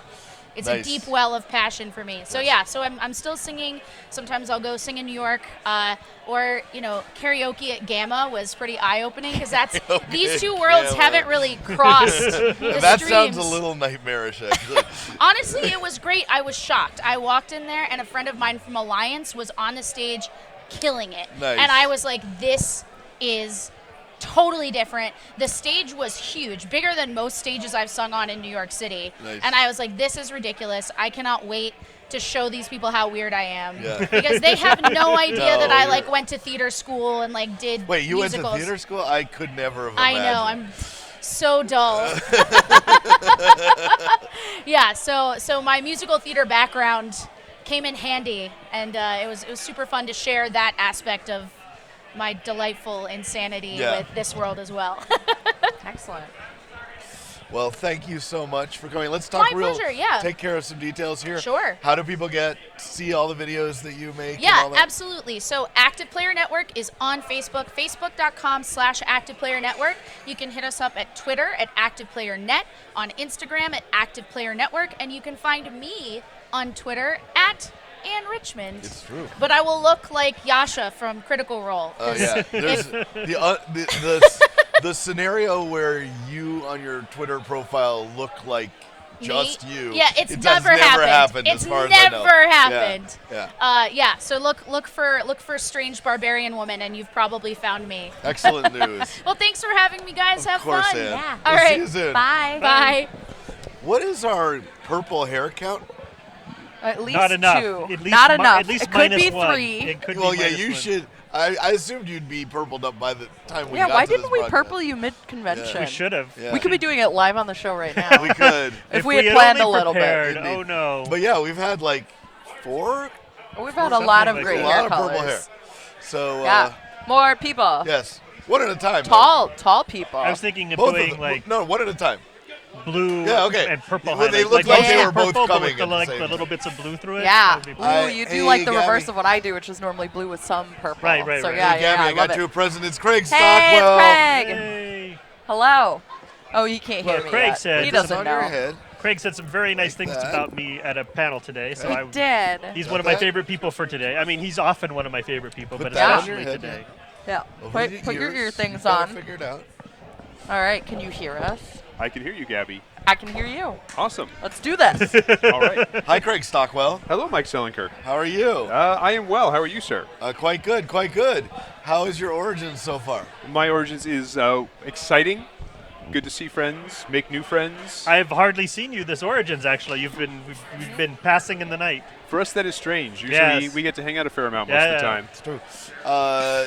Tell our viewers of some of the games that you've designed. Yes. Well, a recent one, which I did talk about briefly last year, as I recall, Yeah, which maybe is the so. Revolution Which with is Atlas Revolution. Games, Yep. co-op deck builder, and then flashing way back to my early Halcyon days of design would be the Toon Ace catalog, put out by Steve Jackson Games. They need to put out more Toon. They do. They do, and there's actually Doc Cross is one of the people that co-authored Toon Ace and a bunch of other Toon books. Sure. He and I separately have been kind of quietly, sorry if Doc's listening, No. we've both been spinning up ideas to pitch Steve and Phil. Well, given their propensity in the last year or two for rebooting, Launching literally everything. relaunch, I think it's got to be I am happening. waiting for a $100 box of the creature that ate Sheboygan. Right? Like I'm sure that's coming. Was that an SPI title back in the day? I don't know. Isn't that Steve Jackson? Wasn't he? They may I off of Green forget. Things. Didn't Off they- Green it was a I mean, mini game. It was a Steve. micro game. Yeah, it was. It was. But yes, the world does not have enough chutzpah or moxie in it, or zip. or is or is it- true. Yeah. Muscle we still We have. still got plenty of Gumption. Yes. Yeah. No, Gumption's not in tune. That's Gabby's shtick, though. You see. I see. Shtick. Oh, see, there's Yeah. shtick. We're gonna just make jokes about a fine. 25-year-old. system. I got snacks. I'm good. You got snacks. She's happy. Yeah. She's happy. Well, one of my fondest memories was playing Drunken Tune. We used Was that with Leo? Yes. Yes. Yes. The best. Yes. I wrote a scenario for Tune, but I don't remember what it was about. It was probably about a heist or. No, perhaps- it was. I don't remember what it was, but I'll have to think about it. Maybe I'll remember it by the time this interview's over. So, I assume you brought lots of prototypes. Actually, this time I came sans prototypes. What? Then what are you even doing here, man? Seriously, Craig. Well, I wanted What to are hang you out. even I doing want to hang here? out with you guys. Oh, okay. Well, And- that's and- fine. We don't But do you that did- in Seattle but ever. you didn't. Well, Paul said basically you just ghosted Paul us the whole Paul show. crushed my spirits by not hanging out more. Oh. It's probably my fault. But the loonies have made it up to me. Okay. Oh, good. Okay. So I've been hanging out with them. Cool, cool. Wonderful. So what's the next thing we will see from Craig Stockwell? Really, my big thing now that I'm working on, in addition to along Gabby does as well, we both teach at DigiPen. That's true. We get to teach design stuff to people. I am currently between professors. That's right. Yep. Yeah. Do you feel smarter? I mean, I kind of Watch leech off. it. I actually do leech intellect off of both of you on a regular basis. So yeah, kind of. You are so kind to say so. I Thank think you. you're the scholar now. I think so. You are the scholar now. We're the scholars, and you can be the gentleman. That's me. That's fair. That's right. That's fair. I can. The thing I've been excited about lately is Evergreen Tabletop. Yes, that's your show. Yes.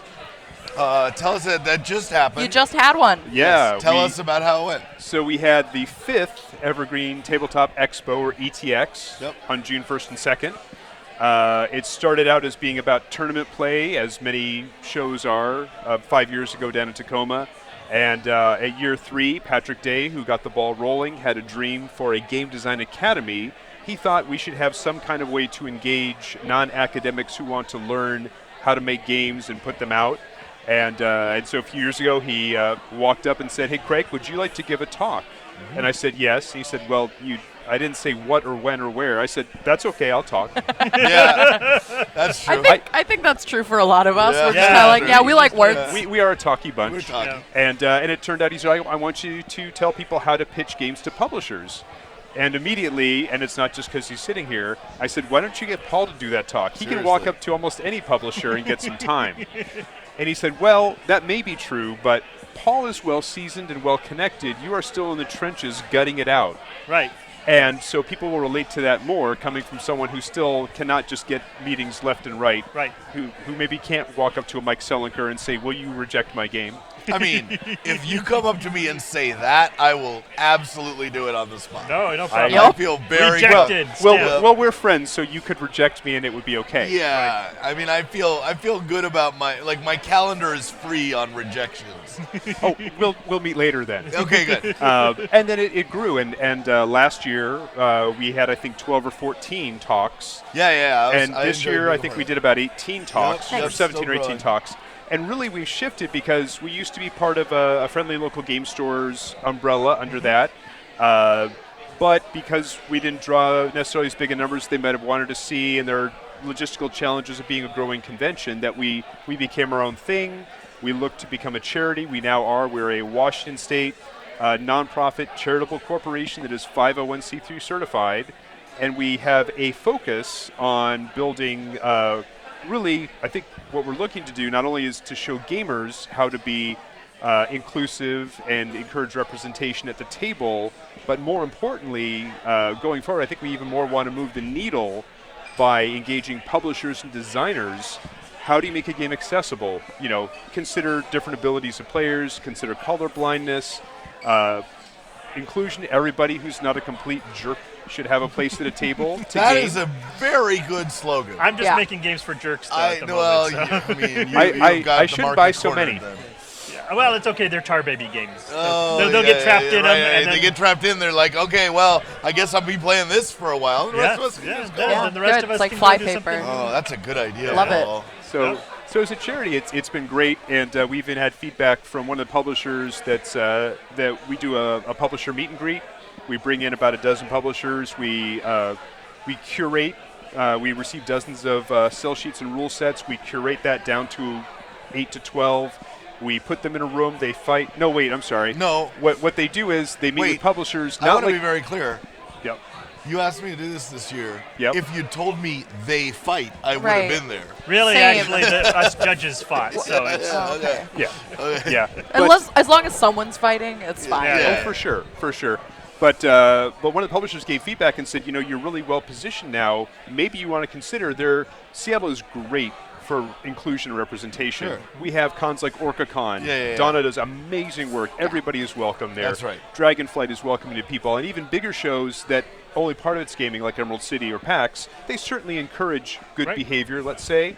But his suggestion, one of the publishers, was maybe, basically, and I'm paraphrasing, maybe you can move that needle, and maybe instead you become the go-to place where publishers and designers, both published and unpublished, go to show off their wares, maybe get stuff signed, still have curated, but have open play testing people can wander through, and then still that programming we like doing, and still do charity functions, market, raffle. We partner with, this year we partnered with, Play to Grow, I think. No, yeah. Game to Grow. Game to Grow. Yeah, I love so, those folks. So people that are on a social spectrum Yep. that don't interact necessarily as normally as others, they use games to teach them good social skills, how to interact well, and we like partnering with them. There's other great charities we want to work with going forward. So really just a way to make the industry better, both at the consumer or player level, but also up at the designer and publisher level. So going forward, we have our big board meeting coming up in July. We're going to explore our new directions and how we can best make the gaming community at large just more awesome. Yeah, we like that. That's great. Yeah. We like that. So yeah, if you're in Seattle, you want to be part of a very cool convention, Evergreen Tabletop Expo. Great way to learn about game design. We've all been a part of it, and it's very cool that you keep it going.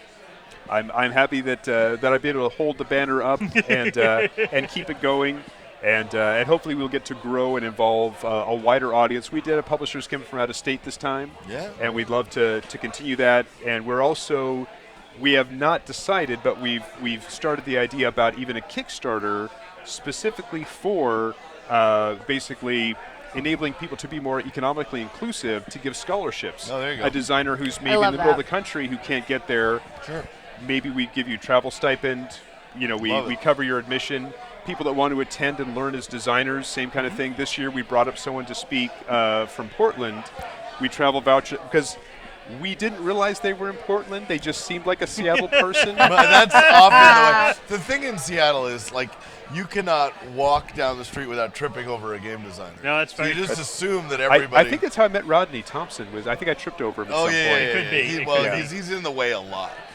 He is. He's all over. we really like Rodney. Let's be nice. He's not here. Okay, let's He's not already be nice. done his piece. He's Yeah. done He did his thing. That's true. Gone. It's too late. He can't get me back until next year or That's until how we get it back is. home. He's- Ooh, yeah, right, there you good. go. Yeah. Which is fair.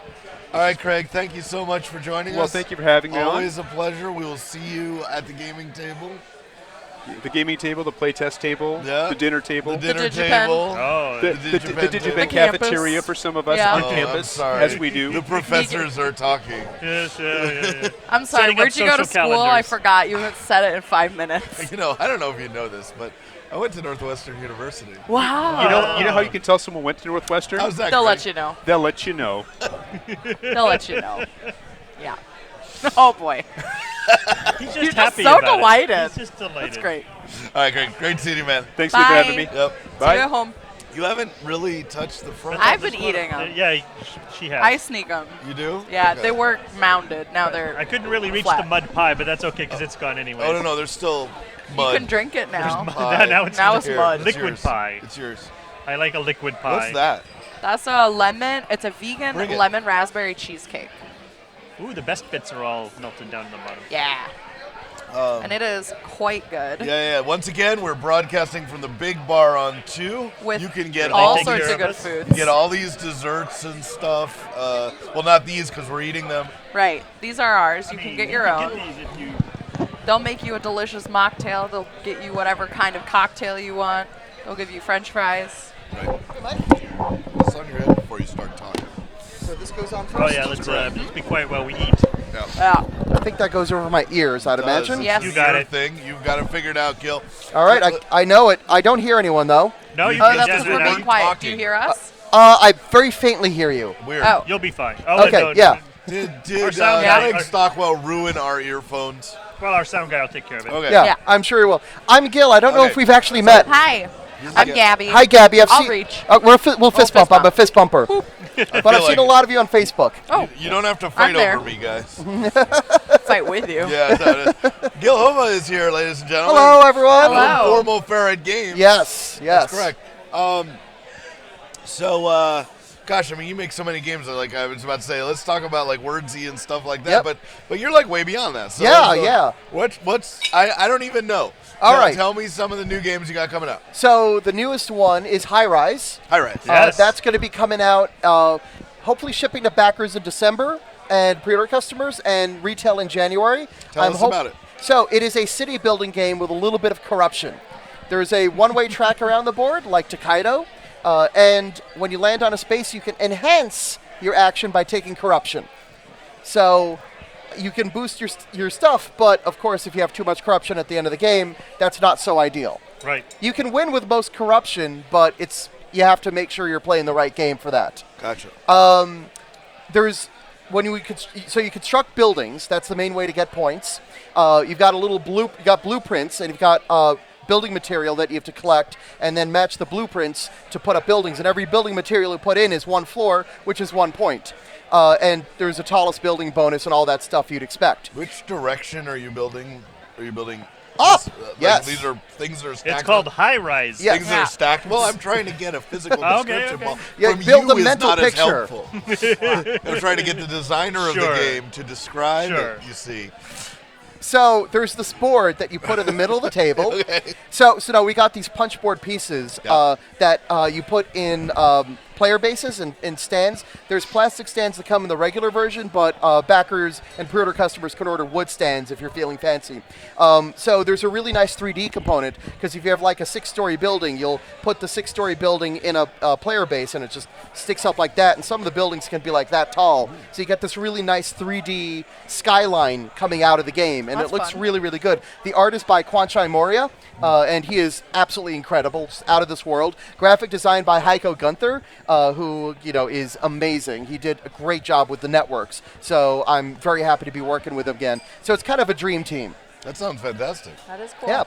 Yeah. And the one other cool thing is when you construct a building, you put it next to a tile, and there's about 15 or so tiles on the board, but they swap out every game. There's 45 in the box. So there's a lot of replayability in the game because those tiles will be different each time.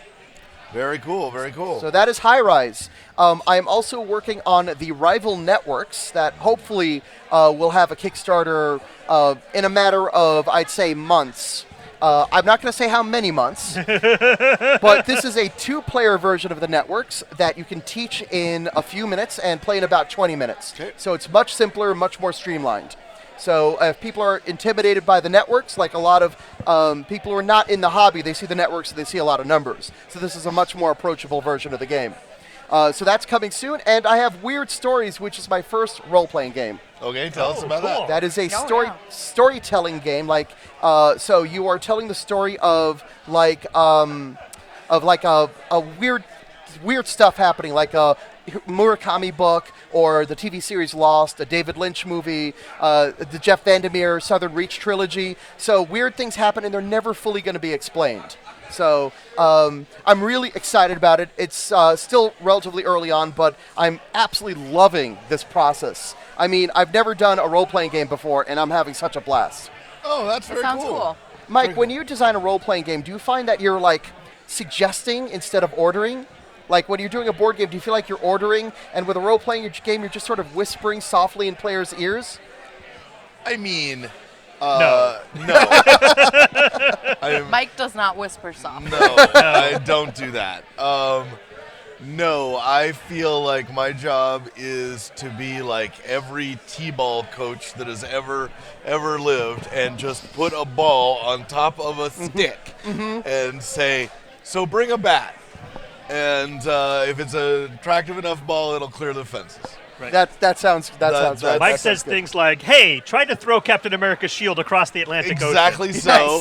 And and the way I did that, of course, was by telling the player that it had an impossible difficulty, right?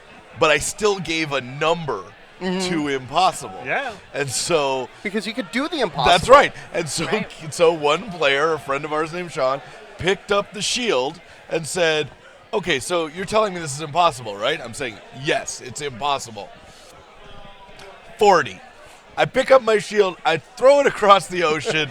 Captain Britain's coming out of his house, and it just hits him on the side of the head. Boink, and he goes, blimey! and, and that's Telling a story. That's a good story. And, But and the best part of that was that the player then said, so you're going to errata the game right now? And I said, why would I do that? I mean, so much of it is incentivizing players to do the right thing and tell the right stories. I was playing a superhero game once, and I was Batman. Now, I'm not really a supers person. Wait, sorry. I want to be clear. In the role-playing game, you were playing Batman. That is correct. Okay, No, we just just making found the sure. real identity of Okay. Batman. I am not Batman. Nova. No, Okay. yeah, I'm not, because first off, I'm not a millionaire. Oh, so I sure, can't be yeah, Bruce Wayne. that is usually the first check mark. I forgot. It's a big one. Are you Batman? Well, check your wallet. Right. So I'm playing the role of Batman, and we have to come up with a plan to defeat the enemy, and I come up with a plan that involves sacrificing Albert. And people are like, "What are you doing?" And I'm like, Albert. "I can hire another butler." Right. So yeah. Alfred can get a new Alfred. They Oh, come- Alfred, not yes. Albert. Like I said, I'm not a You're I'm not. not a sports well, super importantly, guy. Yep. you're not Batman. Yeah, I'm definitely not Batman would Batman. know that. Yes. That That's a throws pretty good you cover off. Yet you're proof. spinning. Right, I'm really right, starting to believe right. you're not. I'm really hoping Like- that means I'm a millionaire. Well, check your wallet. The place with all the flies buzzing. Yeah, right? exactly. Anything else you want to tell us, Gil? Did you have a booth here? Oh yes, 523. Guess You're that one of knew a their few guests booth that number. knows their number. Holy cow! This is a revelation. A real professional. It's pretty revelation. Batman-y to me. Yeah, I don't know. It's part of being a one-person show. You kind of have to know. Well, I have an amazing team, especially one of my booth mates, Min Nimoy. I always have her around for my big shows, and she just has everything on lockdown. She's amazing. So I don't have to worry about a thing. Excellent. Yeah. Well, that is yeah. awesome. Well, we very much appreciate you being on our show. I and appreciate- tell us yeah. about 3 amazing new games. Yeah. Sounds that way. High Rise, Weird Stories, and the Rival Network. Yes, yes.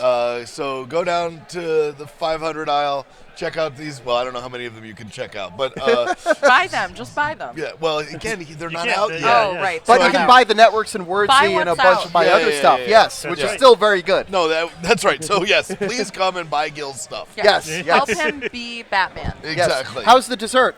It's very good. Would They're you like delicious. some? I'm gonna go and order a brownie. Excellent Oh, choice. we did that You did yesterday. Yes, Yes. yes, yes. I'm looking forward to that. Brownie was very good. Yeah. All right, Gil, thank All right, you so much. Fist Or bumps Hunter. all around. That's right. Fist bumps. There we Fist go. I bumps. gotcha. Yay! All right, Paul, you're not playing Pokemon Go anymore, are you? Yes, Oh, I you am. played Oh, you Oh, are. Yes. I haven't gotten a gift from you in a long time. You know. I'll That's fix because that. he I'll doesn't fix like that. Shots you. fired. I got called out on the air now. No, but I'll fix that. You'll get a gift. No worries. Don't worry. I'm level 40. I don't care about that Yeah, stuff anymore. well, yeah, but we're I don't going care to be about- very good friends, and we can give better gifts. Yeah, that's right. That's Yeah, right. yeah. I'm not talking to you, Mike. Look, nobody gives me any gifts. Are you on Pokemon Go? No. No. Well, there you are. Go on Pokemon Go. You'll get a ton of You gifts. need, okay, so you need to understand. I have Pokemon Go on my phone. My phone has played Pokemon Go quite a bit Yes. in my wife's hands with her phone right next to it. So, Yes, She so, double fist the Pokemon Go has been played. so my phone is an expert at Pokemon Go. So It's a lot of passive voice here. Indeed, Yes. indeed. Gil, thank you, man. All right, thanks again. Yeah. Bye. Thanks, Bye. everyone. I like this whole it's coming out in months, not how many months. No. Some So months. for example, That's the right answer. my daughter just turned 131 months. That's so excellent. She's, yeah, Yes. yeah, it's very impressive to reach that. A good friend of ours. Make it up to Seattle one day Yes. to your escape room. Please Yes. do. Yeah. Excellent. Thank That you, was sir. great. Sure. Bye. Speaking of months, so your daughter's 131 months. A good friend of ours, Nick Davidson, Yes. has a delightful child. Yep. Name Oliver. Who's named Oliver, Yes. and this is a story that Nick tells much better than I do, but it is one of my favorite things, and we worked it actually into. Well, you'll explain that after you tell the story. Yeah. So Oliver was like reading something, and it had a month on it, and it was like, "Oh, it's October. Okay, buddy, what comes next?" And he goes, "Oh, November." It's like, "That's great. Do you know what comes after that?" "Oh, it's December." It's like, "Good job, kiddo. What happens after December?" And he goes, "Oh, there are no more months." And Nick's like, No, bud. Like, you know what happens? Like, the year starts over." And he's like, "No, there are no more months." And this story is just like, Yeah. woo, that's So, a little terrifying. chilling. I love it. Terrifying child. So No, he's not. He is perfectly he's wonderful. delightful. But in the Widow's Walk expansion to Betrayal at House on the Hill, which all of us worked on. Sorry you actually didn't say this when Rob was on the air because I could have embarrassed him. Sure. So we told all of our authors that there were 50 new haunts in Widow's Walk, Right. right? But there weren't. There Well, were 51. Right. We specifically did not tell Rob Davio that we had made a legacy haunt for Betrayal. Right. Right. Where you spent a year in the house. That's Right. right. Because we wanted him to learn that when he opened his copy of the game and screamed my name out loud. Right? So it was based on this story. Right. Where you went from January to December, and after that, there really were no more months.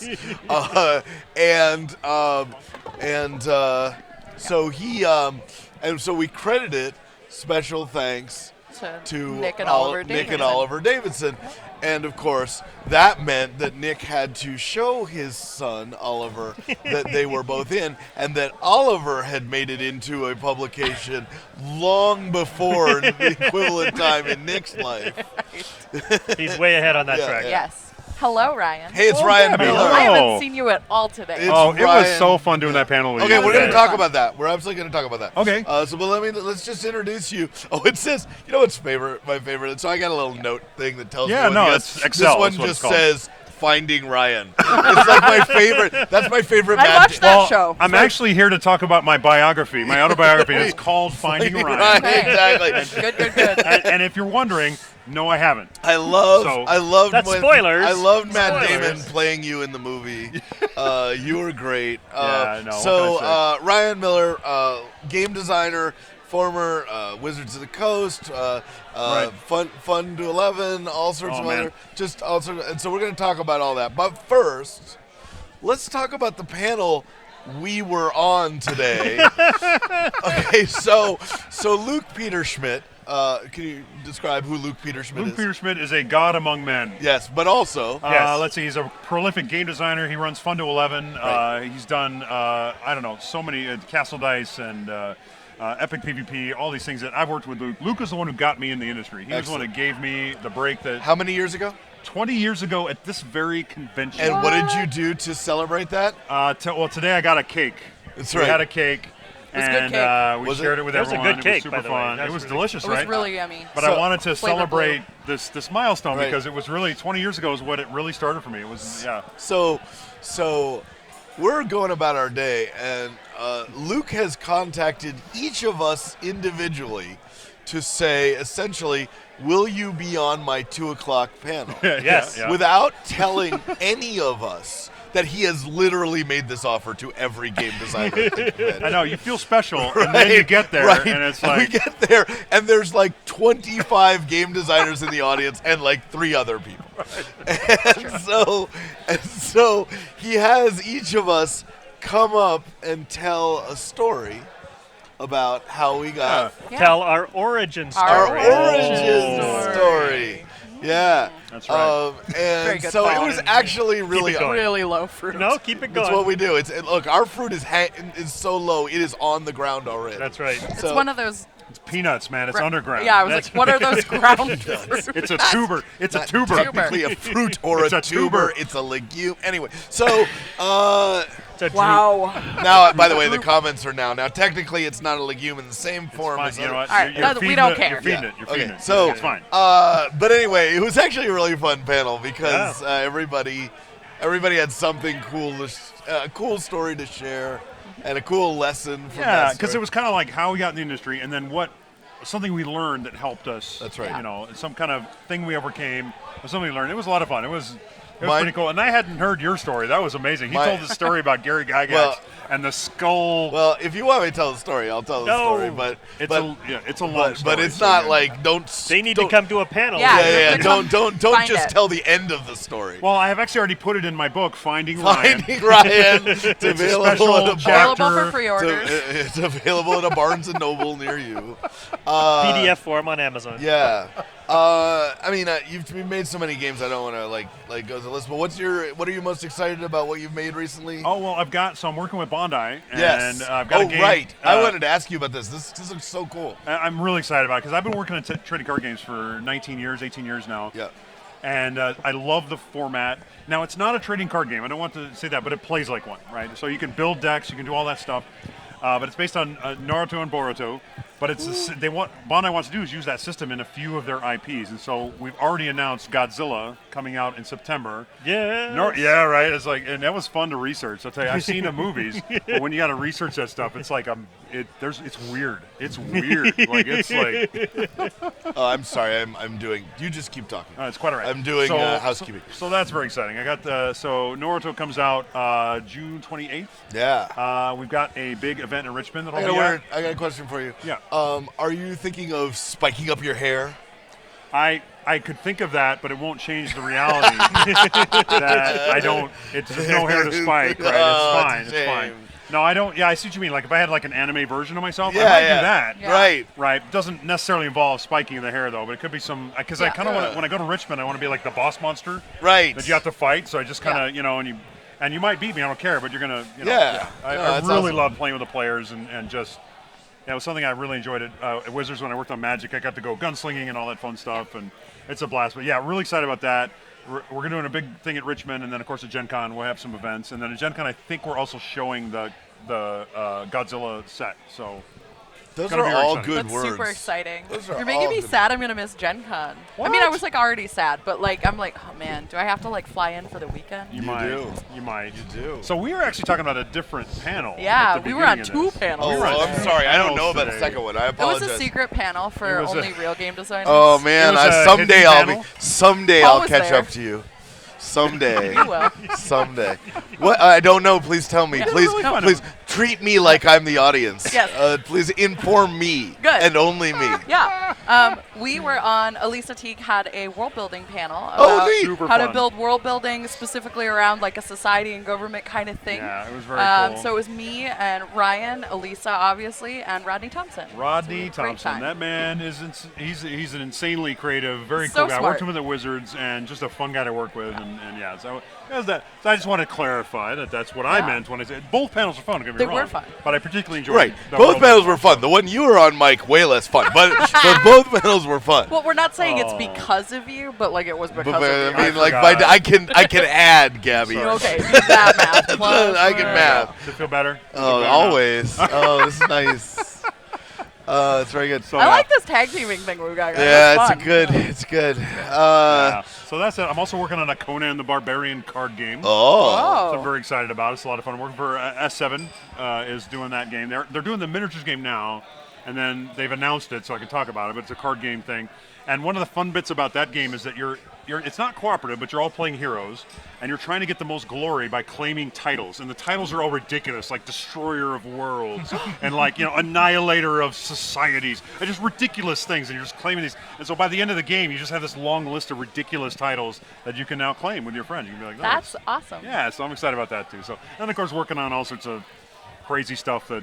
I mean, I made a joke about Naruto and your spiky hair, but you could totally do Conan. I mean, you're ripped. I'm not ripped. I don't have a six pack. I'm not ripped. I do have a keg. Right? So maybe that might be okay. You just need to go push a wheel in the desert. Yeah. What is good in I could life? kind of do the accent, you know. Very good. You know.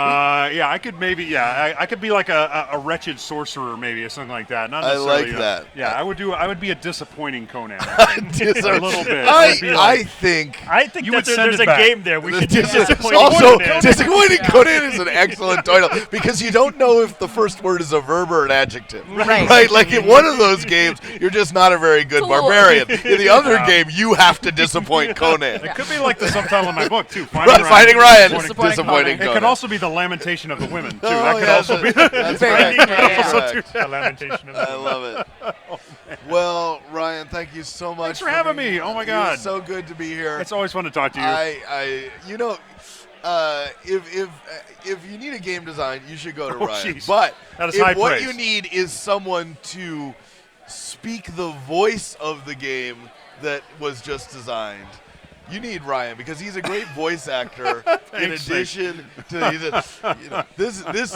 these mellifluous tones can come to you. That's right. If only you Oh, hire this Didn't soothing we Ryan. had you were the Lord in one of our nonsense things at Gen Con. That's Oh, correct. that's right. Yeah, no, I've done a Walk couple of things through. with you You guys. have It's been a blast, man. actually we pretended like we were making jokes about it, but you literally had a giant sword in your hand when you were playing That's that what I love about character. working with you, man. There's always some weird adventure. Right, some hey, weird, Ryan, bizarre I'm things. sorry. Amazing. I need you to do me something here.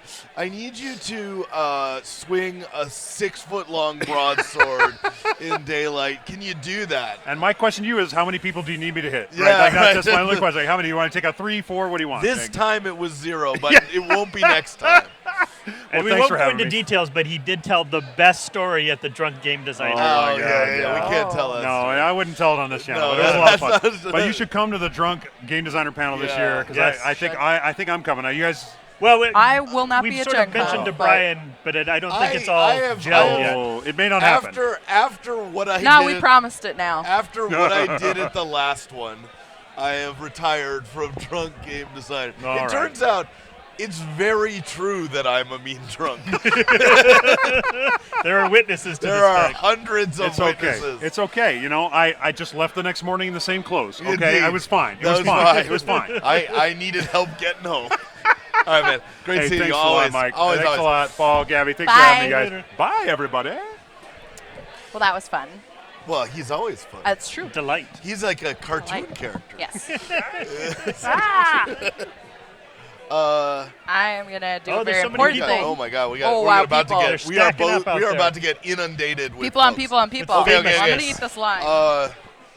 Yeah. Inundated with famousness. So I don't even know. Some newly minted famousness. There seems to be some sorting going on over there. So what are we talking about? We'll figure it out. We I'm should eating talk. a lime. No, that's not entertaining TV.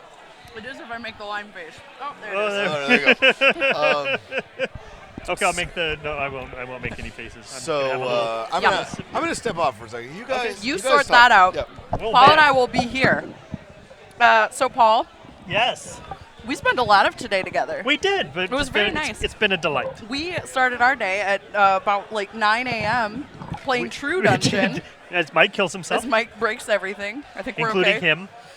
Yes, it was a delightful True Dungeon run. was super fun. It was one of the best that I've done. So Yeah. what was it? Path of Death. Path of Death. So when they And when we they run didn't this, die. we didn't die. It was the path of we didn't die. Yep. But it was absolutely a delight. I highly recommend that everybody who wants to do a True Dungeon, even though all the tickets are gone forever. Probably. But if Yeah. you get in there, do If you do can Path of sneak Death. into a slot, I mean, like They pay for have it, but they I have mean, a like thing if now there's where openings. you could just go and sit in a thing, and if somebody doesn't show up, you can like leap in. Oh, nice. So Well, that's a pretty cool system. it's a really cool. Yeah. They know what they're doing. They do know what It they're is doing. an industry practically. Yes. Yes. Yeah.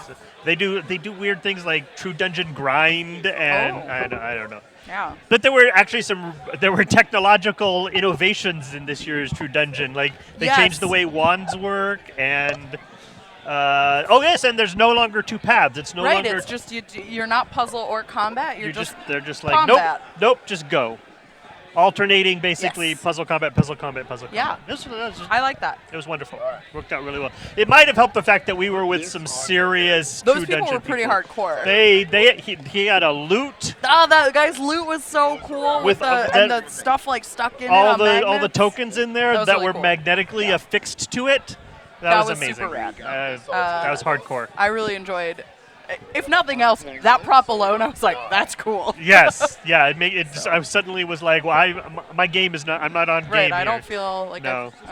I don't measure up. No, there's a camera right there. Huzzah! That's our camera. Welcome. Hello. No, not yet. Almost. You keep talking. Soon. And then we got some ice cream because that's how you celebrate True Dungeon. This for the second day in a row. The first thing I ate today was Jenny's ice cream. That's right. It was what what'd you did I get have today? today? Oh, You had some chocolate. I had milkiest chocolate and darkest chocolate. Or Nice. soup. Yes, something like that. I had the frosé. Oh, how was and it? I also was had the real frosé. good. It was very fruity Of course. in a good way, and can't hear anything now. like Okay. it was a really nice combination of flavors and something else underneath it. Meh. And the It was waffle white. cone. And a waffle cone. Yeah, Oh. it was all quite good. We were all plugged in, but both of us lost But you have hearing. screwed it up. Oh dear. Yep. Are you somehow on mute, perhaps? No. You tripped over things. But I don't think I pulled anything out of its.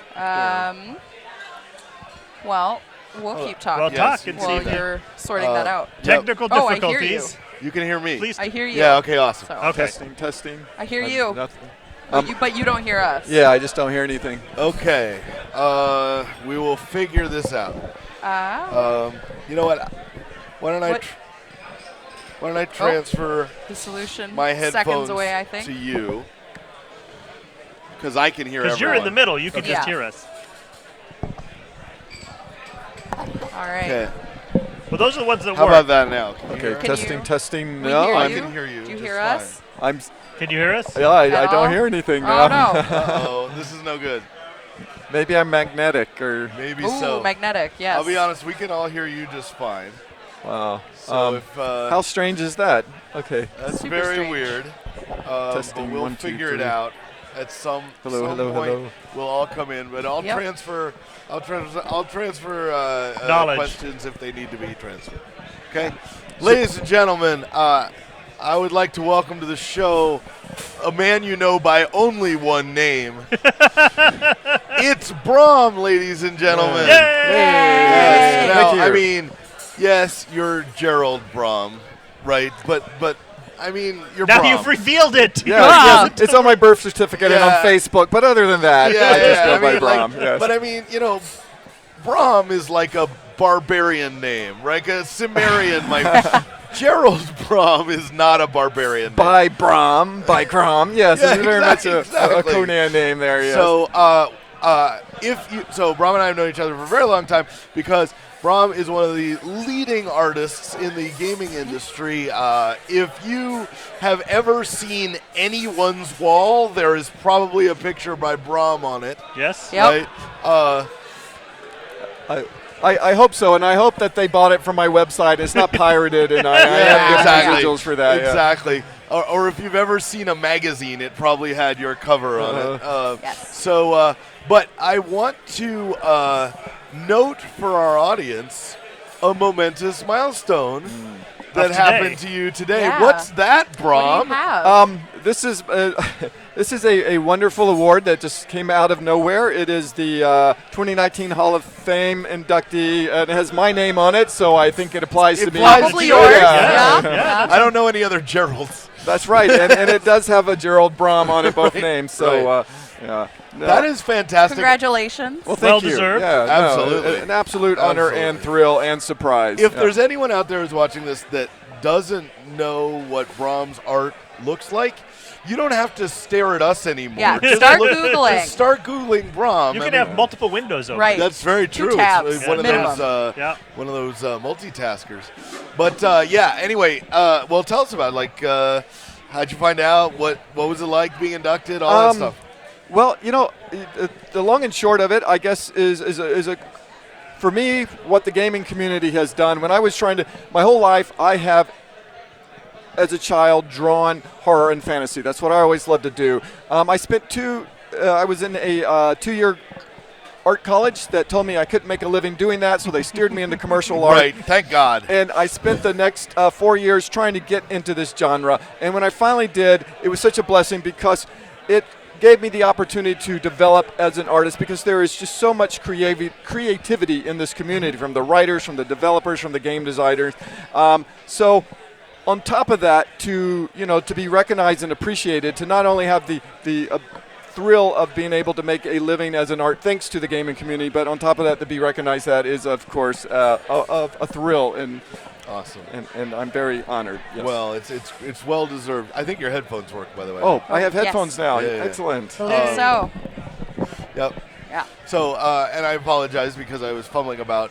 If you don't know Gabby, this is Gabby. We met earlier You met- today. okay, Hi, great. Gabby, Okay. again, And yes. Paul, as you know. Hello. Anyway, what I mean, like, it's hard to ask you, like, well, what have you been doing? Because you've been drawing something amazing. But what have you been What have you been illustrating? Well, when I came into the industry at TSR, they were creating a world called Dark Sun. Indeed. And they didn't really have a look and feel set up. And they needed so much art, they just said, start painting. We're going to write it into the story. Well, that was awesome experience. You couldn't ask for a better experience as an artist. The negative to that is I thought that's how the industry worked. And That's exactly like that. Exactly like that. Basically, we're just wandering around hoping to bump into art we can make games out of. yeah. That's how it works. So I was somewhat disappointed when I went out from TSR freelancing and found that it was often very limited in my ability to explore and express the images that I wanted to. So I was always writing stories as well. And over the last 15 years, I have been writing novels and illustrating them, writing my novels and illustrating them. And primarily, originally it was to give me an outlook for my art, a space where I could create the type of art I wanted. But eventually, the writer in me, I enjoyed the writing as much as the art. So now it's an opportunity to bring to life my vision, visually as well as narratively.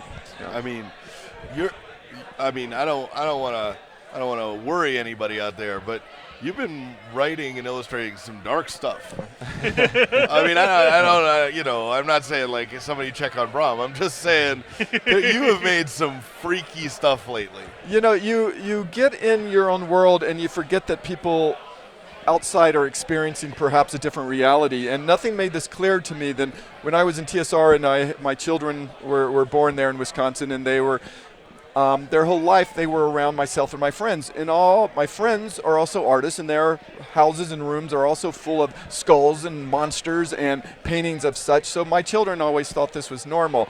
And the fact that when they went into other people's houses and they realized that it wasn't normal, it's the same for me. I do seem to look at maybe not normal is the right word, but I see Maybe it not. as just as a natural obsession, perhaps, and other people see it as maybe not, and maybe an unnatural obsession. Yes. Well, what's your So, do you have a favorite piece or character that you have developed over the last, whatever 75 years you've been drawing? Yeah. My favorite painting is always the next one I'm about to do. Yeah, I know. Yeah. I know that answer. Know that feel. I know that answer. Now answer the question. It changes. It depends on many factors, but for the most part, it's the paintings I've authored, the paintings that was just came from my heart, and it was something that I needed to express and come out. That is always going to be the ones closest to my soul.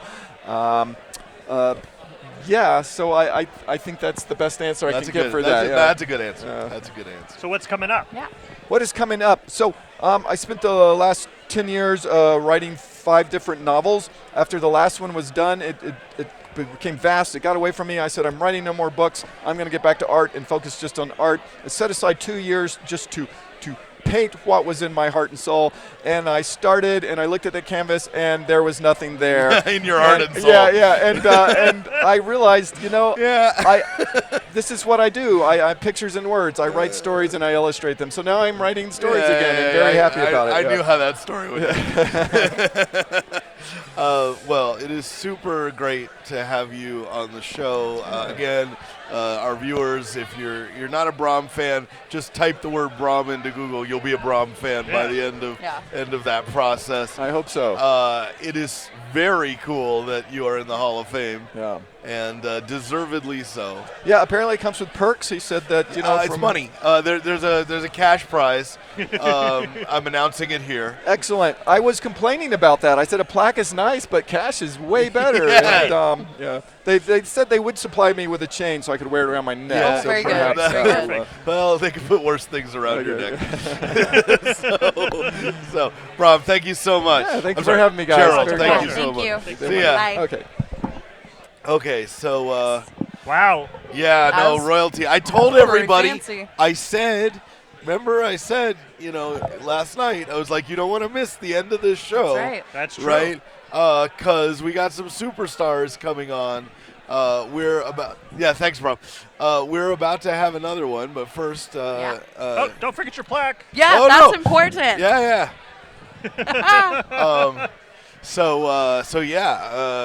I would have definitely kept it if he had left it here. Well, It's on my wall now. I don't know why you mentioned it.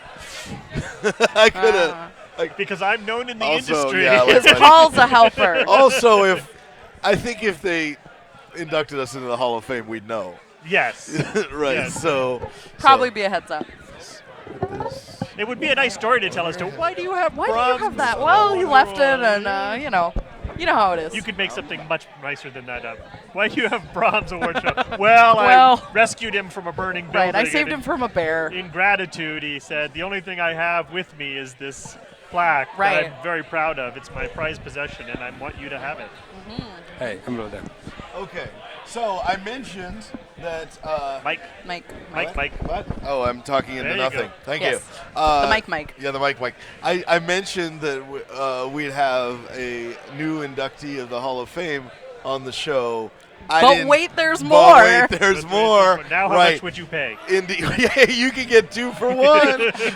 Buy one, get one free. I am joined now by Vlada Chvadl, who is the designer of many amazing, great games, including Codenames. Yes. Yep. What are your other favorites? Well, Codenames Pictures is actually Yeah. my favorite Codenames version. Pictures. But Yep. Yeah.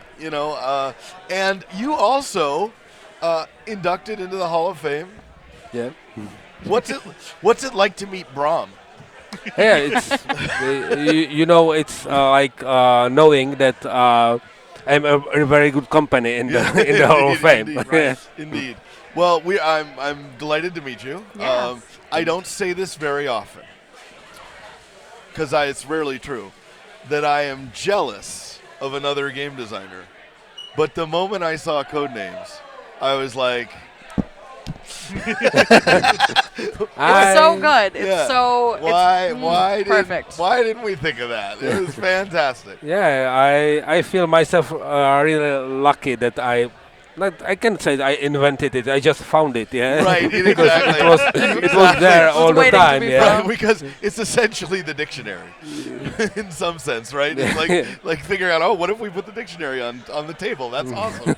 So, by the way, if you don't know, this is Paul. This is Gabby. Hi. Nice to meet you. So, well, let's talk about that. You wrote. So you're Czech. Yeah.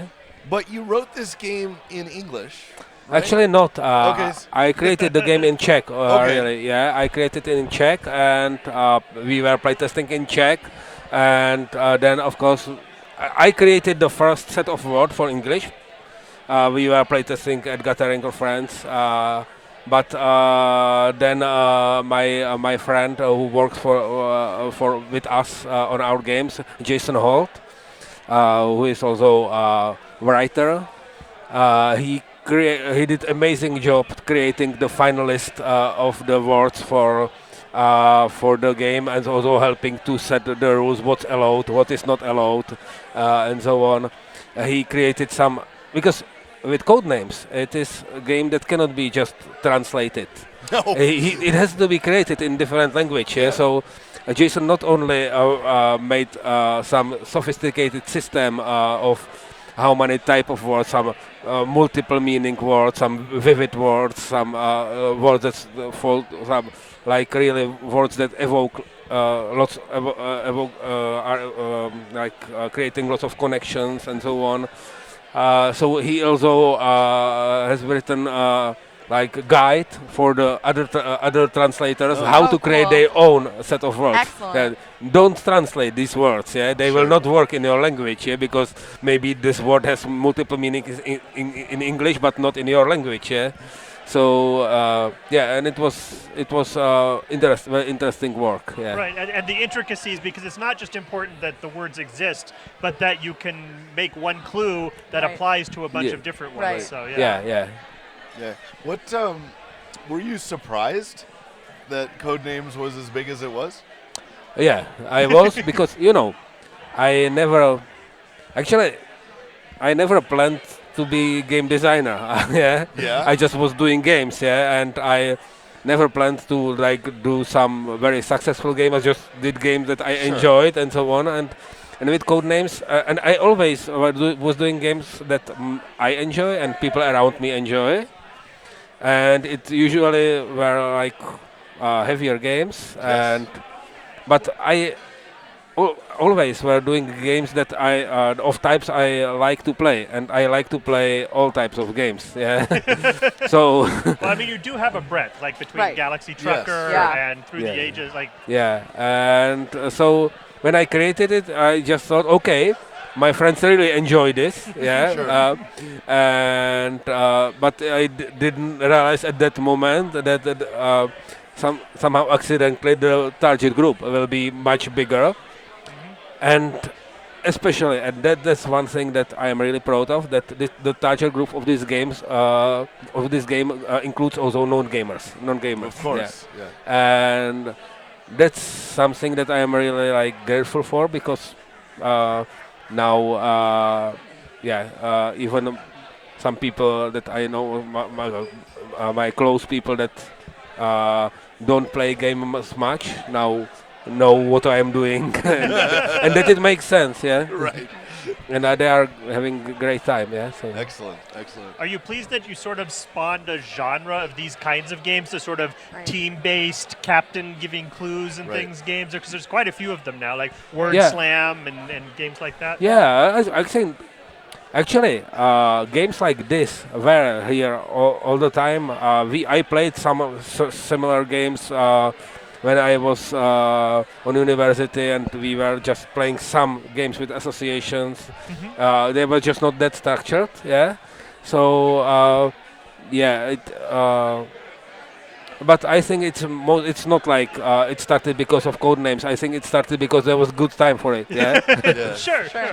But I mean, because the gaming is more and more open, and attracts more people. It becomes more mainstream, and this is just fun activity. Yeah, very good activity to play with words. Yeah, That's awesome.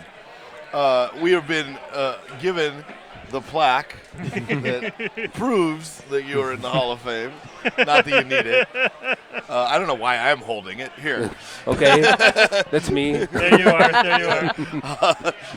That's good. That's identification for when you're getting on the plane. Right. Like this Yeah. year. Because this is too small. Right. I'm gonna put that on the lanyard. I was very happy because I looked over. I was like, did they get the diacritical? Did they get the accent off the A? And they did, right? Yeah. Yeah, very good. All right, good. So is this your first time at Origins? Yeah. Mine too. Also true. How are you enjoying it so far? Yeah, it's it's very nice show. I like American shows because you in US have much more space, yeah, and this convention center are big, and you can then give so many space to actually playing games, right? And that's amazing on the shows. So many opportunities for people to sit down and play games, not just walk around and look at games, That's but right. really play them. Yeah. I think when people come here having been to like Essen, they don't know, like it's an entirely different beast, right? It's Right. entirely different environment because Actually, not that entirely different, because when I started to came to Essen, it was smaller, Oh, yeah? but not much smaller like Space Base, but there was less people, and I came from a video game industry. Yeah. And my first impression of Essen was, wow, this is so friendly. You can sit down, play games. Right. Yeah. Sure. It was in smaller scale. There was not that many tables, but it is there. Yeah. The intention is the same. Yeah. Yeah, well, Yeah. it's 180,000 people though, so it does have that over Origins. If you're looking for 165,000 more people, you should go to there. But this is an environment where a lot of people, one of the reasons I wanted Gabby to come with us was it's an environment where game designers can be game designers. Right. Right? Like this would be a very difficult thing to pull off at Gen Con because We're all Essen super because booked. we would all be across but now we can just hang out and meet each other, and it's really great. What do you have coming up? What's the next game from you that we need to know about? Okay, I can tell you what will be next that's coming, because it's sure. But and it's expansion to Through the Ages. Great. We are working now for a quite long time, but we invited the best players. We know who are the best players because we have app that they play, and we play test with them. So it will be very nicely balanced, I believe. And I have some other games in development, but I can't tell. Okay. Not because I don't want to tell, but I don't know which of them makes it. Really. Right. Yeah. No, that's always. I don't the want way. to You make don't wanna- promises. Yeah. Promises. Yeah. So that's it. Although your companies make, we came down and we yeah. learned how to play trap words today. Yep. That was Yeah. that was Saw really that. fun. That Yeah, was we fun. liked that a lot. Yeah. What's trap? Well, there's traps and there's words. Okay. Well, tell me. No, it's there's like a little dungeon laid out on the table, and you start out, and you've got the two teams. You're giving some clues with the words, right? Pardon me. Ooh. So you can make some clues based on. Oh, there So was that you're- cool little spellbook mechanic thing. Right. Both the captains of both teams know what the word is. Okay. The captain on the team that's going to be giving clues is going to be giving clues to get the words, but the other captain can list some phrases and words, and if they use those in trying to get the captain of the team that's giving clues is trying to do it without using the words that the other team has listed that are forbidden, but they don't know what they are. Yeah. So it's like psychological battle. Yeah. Because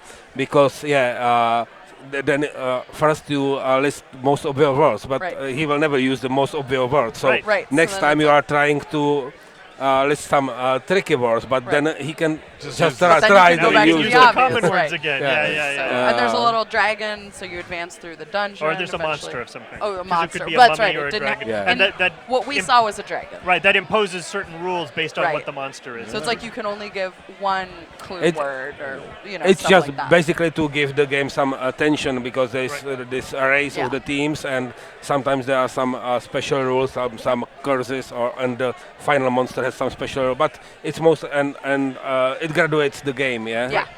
Excellent. So that looked like a great game to pick up. Awesome. Well, I mean, it's been great having you on the show, and great actually meeting you for the first time. Yeah. Thank you for and- inviting me. Oh, certainly so. And enjoy your plaque and stuff. Yeah. the rest of your Origins experience. Yes, indeed. Yeah, thank I you. hope you'll come Yeah. back. All right. Okay, nice to meet thank you. you, Vlada. It was great meeting you. Bye. Bye. Bye. All right. Well, Hall of Fame and everywhere. I know It's everyone. everywhere. Yeah. Starting to feel a little bit like I'm not fancy enough. Well, we're None of the three of us are fancy enough. no. No, not yet. No. We'll get there. I'll be honest. I'm happy being on this side of the velvet rope. That's true. There were certain costs associated with being on the other I'm side. very happy with the exact number of Hall of Fame inductions I've had. So, Oh, look I at hear this. it can go from Yes. 0 to 2. So. Yeah. Oh yeah, that's James Ernest. Woo-hoo-hoo. Oh. Oh, welcome. Yeah, so put this on your head. He knows. He knows. He's a He's pro. fancy. He's a professional. He is a That's right. Um, There we go. those guys, Yep. yeah, put the See? cans on here. No problem. All right. Perfect. Speaking of Hall of Famers, we have so this is an Origins by Night tradition, except it only happens like every 4 years. Oh, which it's is- the Origins Olympics. It is Okay.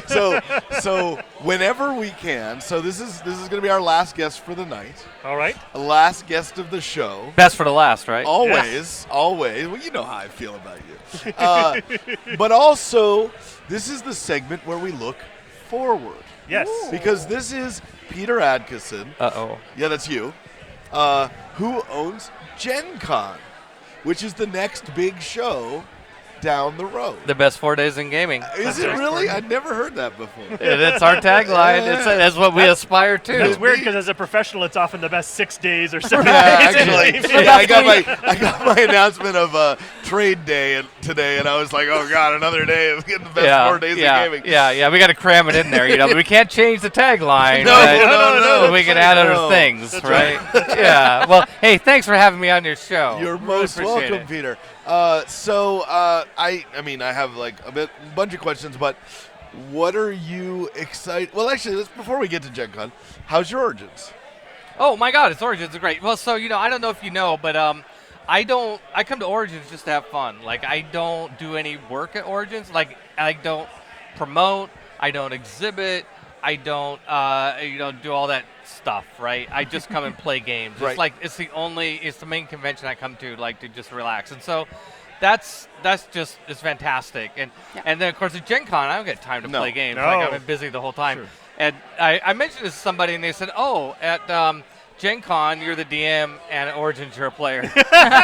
That's exactly right. That's exactly. Yeah. Well, Love it. I heard from Doug Ferguson that you guys played a D&D game. An epic Yes. star-studded Dungeons Yes. and Dungeons Dragons. and Dragons. Yeah. Yeah. I was jealous. That sounded like a pretty fun. Yeah, we group. played. So I have a group I play Burning Wheel with, which is one of my favorite RPGs. Actually, it's just my very favorite RPG. And it's hard to find people that really like Burning Wheel. So I play it. I found this group. We meet every year at Origins and Gen Con, and we play Burning Wheel. And it's the awesome. highlight. Yeah, it's an ongoing campaign. And yeah, I played some D&D. Today I played A Feast for Odin, which is a Uwe Rosenberg worker placement game. Yeah. Great game. He's a designer I really respect. Absolutely. And so, yeah, that's what I'm doing. Now I'm here with you. That's I mean, That's less good. Well, That's- let's be clear. that's it. Save the best for last. That's as right. we said. That's right. Uh, But it's not over. Tomorrow I'm playing the Fantasy Trip with Steve Jackson. Oh, That is wow. the craziest thing, by the way. I mean, that appears to be a product that is solely aimed at me, right? Apparently not. He's playing it because tomorrow. if you were a gamer, like by the way, we already had Rob Davio on here, and he's talking about Dark Tower to Gabby, right? I mean, so let me explain to you what Dark Tower was. But the Fantasy Trip was actually like the first RPG that I really got into.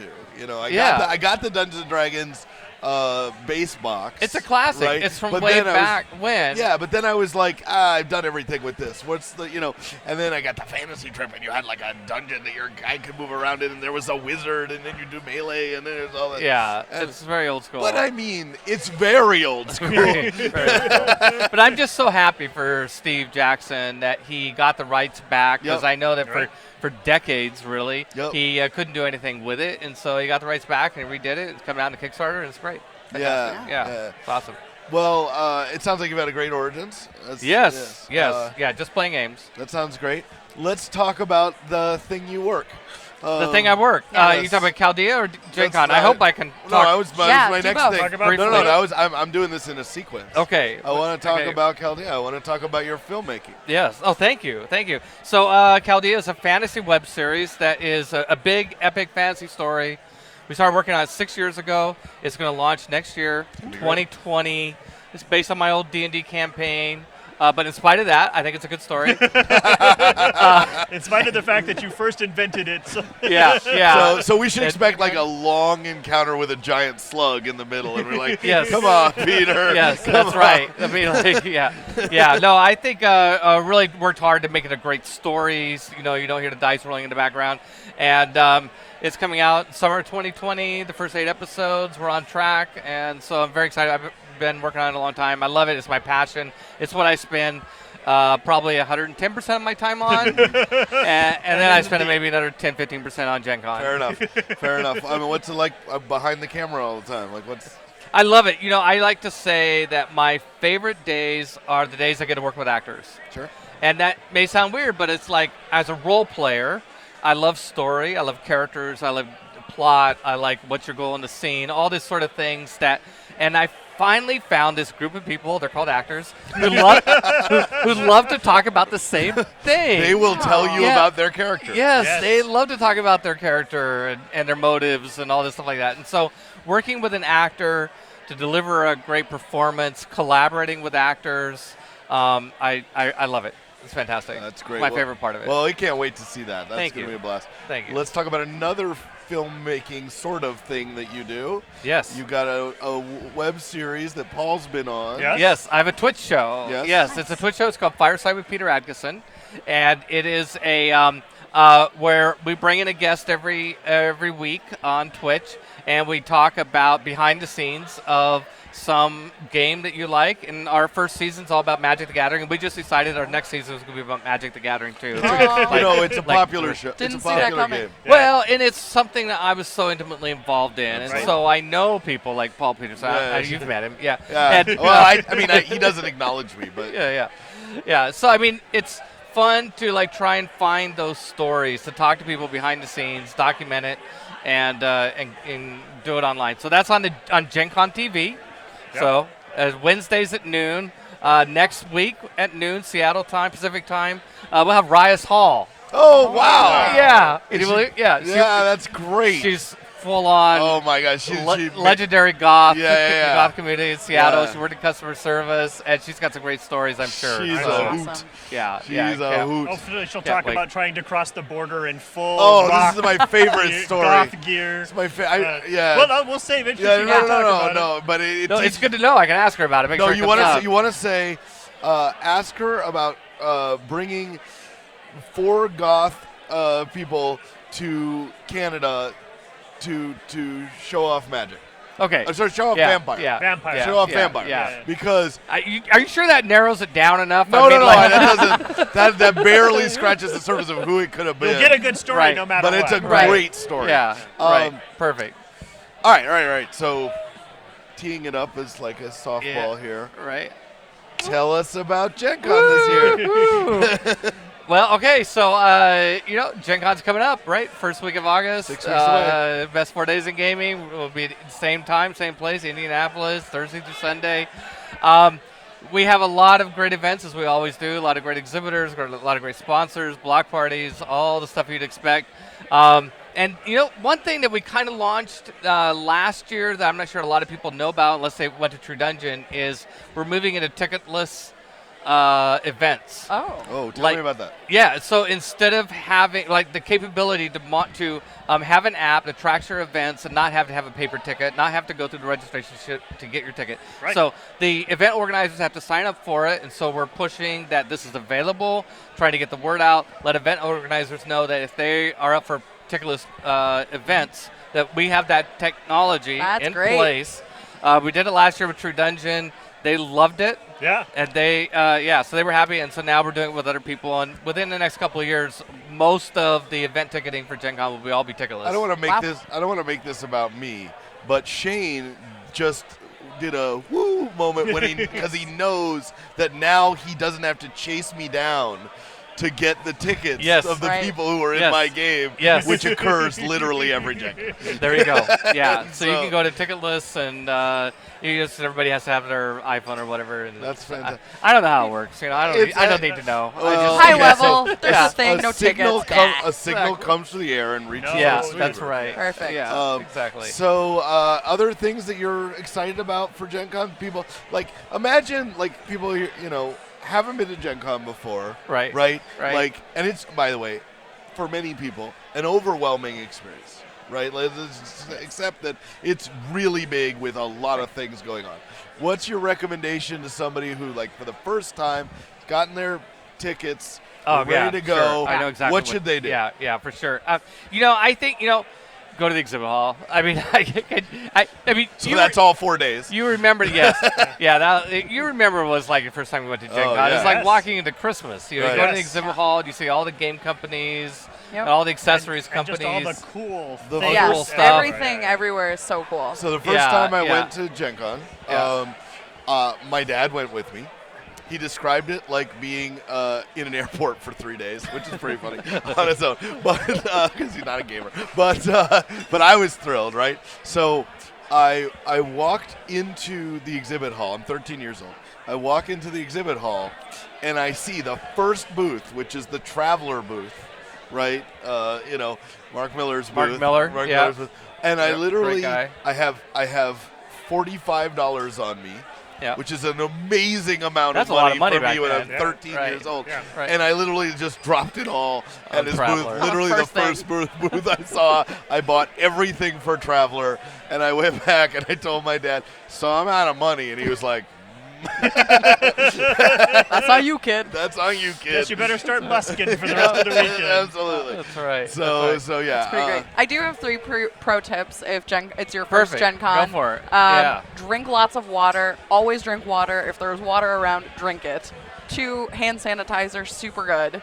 And 3, as you're walking around, you will feel tired and you will feel gross by the end of the day. Midday shower is the best thing. And if you can't do that, bring an extra pair of socks with you.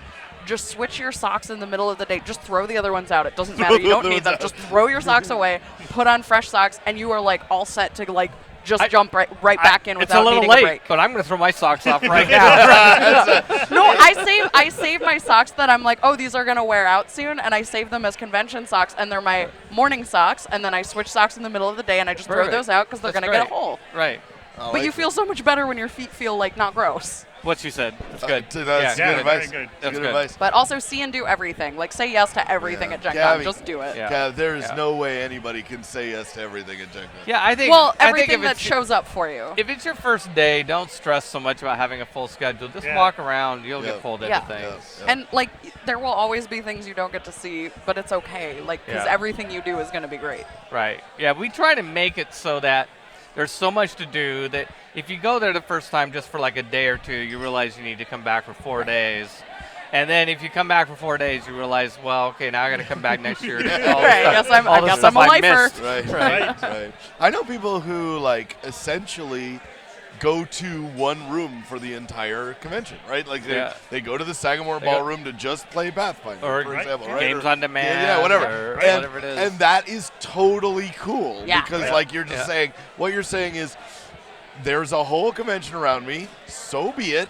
I'm going to get the best 4 days of playing this thing that I like. Yeah. And then for other people, they're just like, I'm just going to waft on the breeze of Gen Con. I'm going to go poke my head in, and those guys look like they're having fun. Can I do that? Yep. You know, Yep. and all that. Get Can, generic tickets. can I tell you one more thing about Gen Con? Very much So, the streaming, like you said, like my show, Fireside, with Peter Adkison on Gen Con TV, but also we have some other shows that we do, like Table Takes, where we a weekly show about what's happening in that's the cool. world of tabletop gaming. It's kind of like a news of the week sort of Yeah. thing. So it's a nice recap.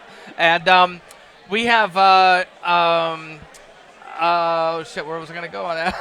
Another show that you have? Anyway, Well, you so guys are going to be doing some streaming of Gen Con. yeah, like- so we're gonna be streaming at Gen Con. We have a lot of shows going on at Gen Con, and I know the other thing.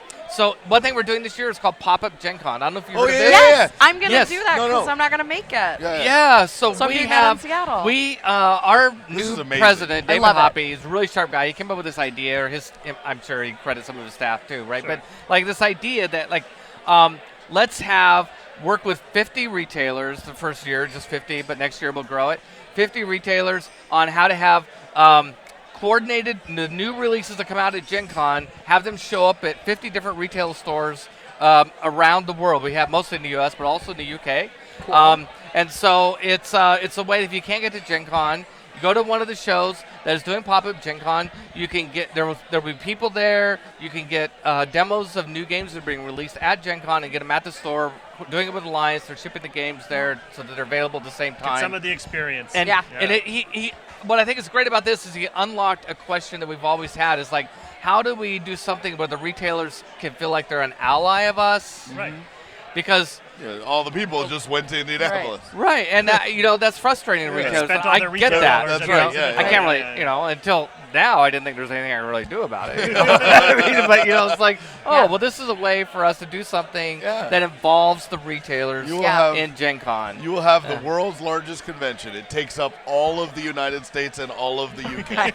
Yes. Next year, yes, we'll go to space and beyond. Ooh, games on the moon. Indeed. That's right. Indeed. It's super exciting, and obviously, Paul and I will be there. Gabby's I will taking- be in Seattle. I'll be at Uncle's the for pop-up. the Perfect. pop-up. So Right. we've All got right. all the bases So- covered. Good. So- Excellent. Yeah. Well, thank you so much for Thank being you for having me. on our Appreciate show. it. It's always great. Yeah, and we will see you at the Big Bar on 2. Yes, when we're done here. Yes, yeah, that's right. All right, Peter All right. Atkinson, thank you so much, Thank you sir. so much. Pleasure, Thank you. sir. Bye. Thank you. Thank you.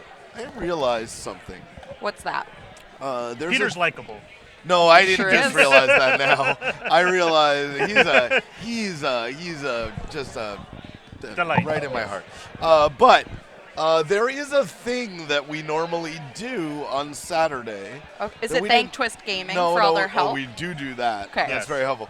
But we didn't talk about a really important thing that happened during our show, Yes. which Oh. is the Origins Awards. Okay, Yes, well, right. We often So- have some people breaking on news, who won in breaking- this, but Here's breaking the news. bad news. I don't know who won the Origins well, that's Award. because it happens Well. during our show. Right. Let's So see if we can. We're gonna try right out. now to find out some of the people. We probably Let's won't find get them them out. all, Sure. right? But let's find them out. let's just go through the internet and talk about the Get it. games that just won the Origins Award. All right. Do it. First off, RPG Game of the Year Yep. is the brand new Vampire the Masquerade by Kenneth edition? Hite. Yeah, 5th Yes. edition.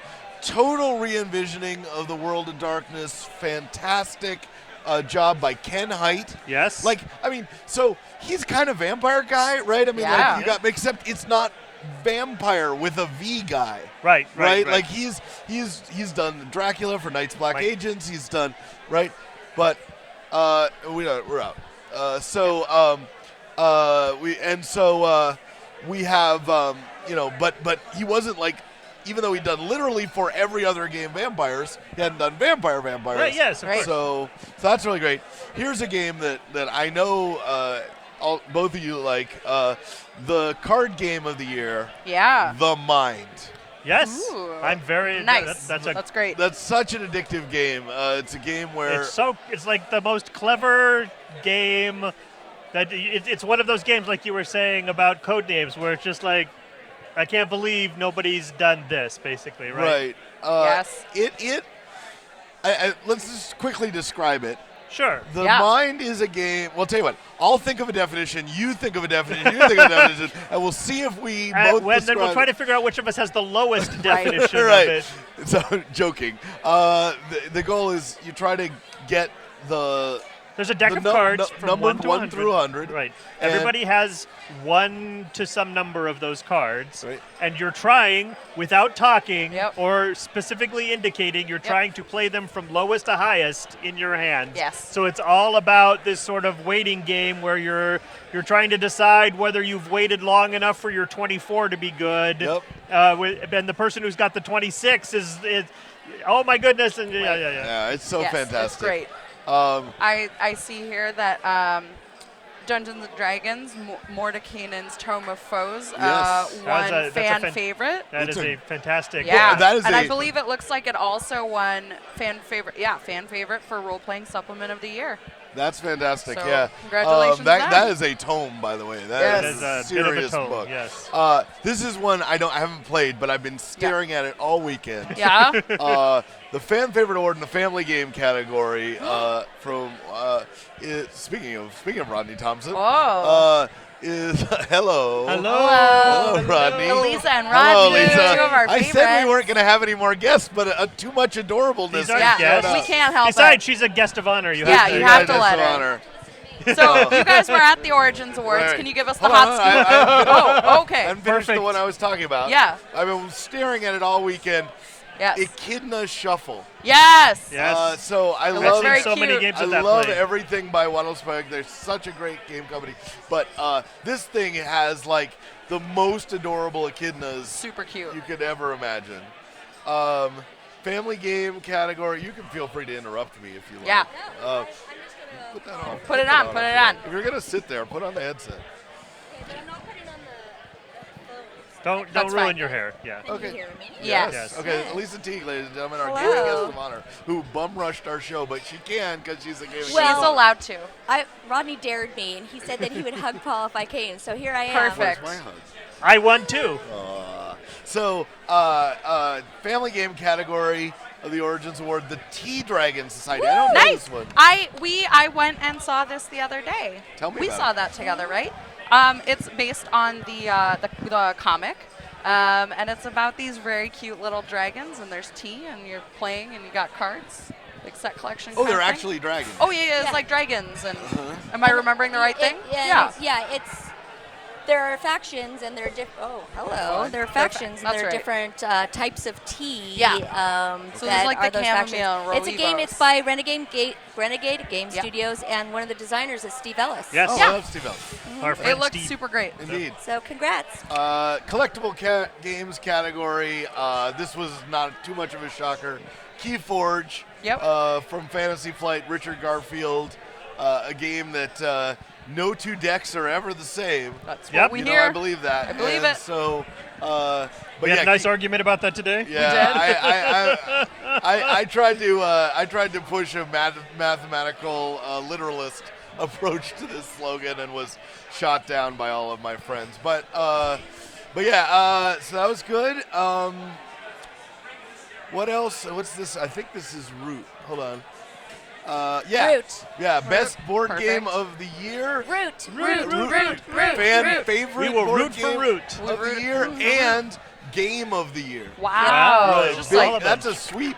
take That's a all sweep. those awards. Gabby and I played that game We together did. on Wednesday. Yeah, you were or the you were the Thursday. cats and I was the vagabond, and So what we did pretty well. We're hearing that cute animals is a real strong way Yeah, to if go. your Although game to be has- fair, it was up against Everdell, which is also Yeah, that's just true. about as Yeah. cute of an animals as you can get. That's- but well deserved. Root is a great game. Yes. That's pretty great. That's what I see. Yep. I don't see any other. So- Well, we also should note that among the other inductees into the Hall of Fame were, Jamie Stegmaier was also inducted into the Hall of Fame. He the designer got of the Site. Rising Star Award. The Rising Star, which is Rising Excellent. Star Right, Award. yeah. So that's It's a parallel thing. Yeah, right. I knew that. Vlada got inducted into We got the, it. He was yeah. already Got on. it. We met. And Brob. Yep. Yep. both of them were here with their plaques. Very exciting. Yep. So I think that's all I know. Let me see if there's. Well, that's a lot of news. That's yeah, a that's lot. a lot of That's news. probably our limit. In fact, I believe that literally is all the awards. Well, then we did it. I mean, there's a more. miniatures category. Well, that's true. You're right. But Well, that's fine. Star Wars. Oh, okay. Split winners of the Origins Miniatures Game Awards: Star Wars Legion and Necromunda. Oh. Yeah, Okay. it was a tie. A tie. I didn't know that could happen. I didn't also. Well, didn't there know are that a certain number of votes. That's Yeah. true. I guess. Yeah. They didn't have to go to the tiebreakers on those. So No. yeah. So those are the Origins Awards. Yay. And we got a special guest here with us. Yeah. That was great. Our gaming guest Sorry of to honor. crash your party. Yeah, No, you're the it's gaming great. guest of honor. You get to It's do o- this it year would, only. It would be crashing if you weren't welcome, but you were Indeed. welcome. Indeed. And now it's coming to the end of our. I think it's time to do the wrap on Yes. this. Yeah. Well, let's just quickly discuss how was our Origins? My Origins was I great. mean, overall, this is your 10 first- out of 10 would Origins again. So we rate we rate dogs it. Yeah. Yeah. Best ears. No, that would have to be 13 out of 10. 13 out of 10. 13 out of 10 ears. What were the other ones? Will Origins again. Will Origins again. How about you? How about me? No, great. Everything's been wonderful. Everybody's been pleasant, and I've had a wonderful experience. Yeah. Good panels, good games, good friends. Yeah. What more can you ask for? It was pretty good. Well, I certainly had a great time. I am super excited. As always, this is our 9th year Wow. doing this broadcast. I don't think I've done very much for 9 years of my life ever. So In a row, yeah. So I can count them on on one hand. So I really want to thank. Not if there's 9 of them. I can count. The Not on things one. Oh, I'm sorry. That I've Things, done for you 9 can count year, things you that need a you've new done banner. 9 of. Nine of. Less than 5 a things that year, you've done each, 9 of. Got each it. once yeah. a year. All right. Yes. Great. So important mathematical tip. Anyway. Sure. Never too late for math. Never too late for math. So, but yeah, I want to thank John Stacy and the Gamma staff and the Origin staff. Yeah. Always great people to They work are great with. hosts. Great to work with. They put on a pretty darn good show, and if you missed it this year, come next year. There's room for you. Yeah, that's right. I want to thank the Hyatt, the Big Bar on 2. They've taken great care of They us. have. Food's we, delicious. We, if you can't sort of visualize the background that we're in, there's a giant bar over there that everybody who's anybody in the board game Right. business It's standing room only in that bar. is Yeah. over there talking. They're Well, all part of looking it is at we're us. hogging all these tables. Well, yeah. Yeah, as soon as we leave, they will swarm this place. I want to thank our guy Derek on microphones and the video camera. I want to thank Shane Steed, who's not listening to me at all. Shane's That's great. fine. He's got better who things to did do. all the coordination of all of our guests. Yeah, the and, scheduling. Yeah, that was making great. Sure Keeping us moving. Yeah. Holding up signs as needed. Making sure we're fed and watered. We want to thank Twist Gaming, Ann and Josh, Oh, my God. So who great. hooked us up with these beautiful They microphones. saved That's- our bacon. Yes, did. They are some of the best saved our purple I've tofu. seen. So did our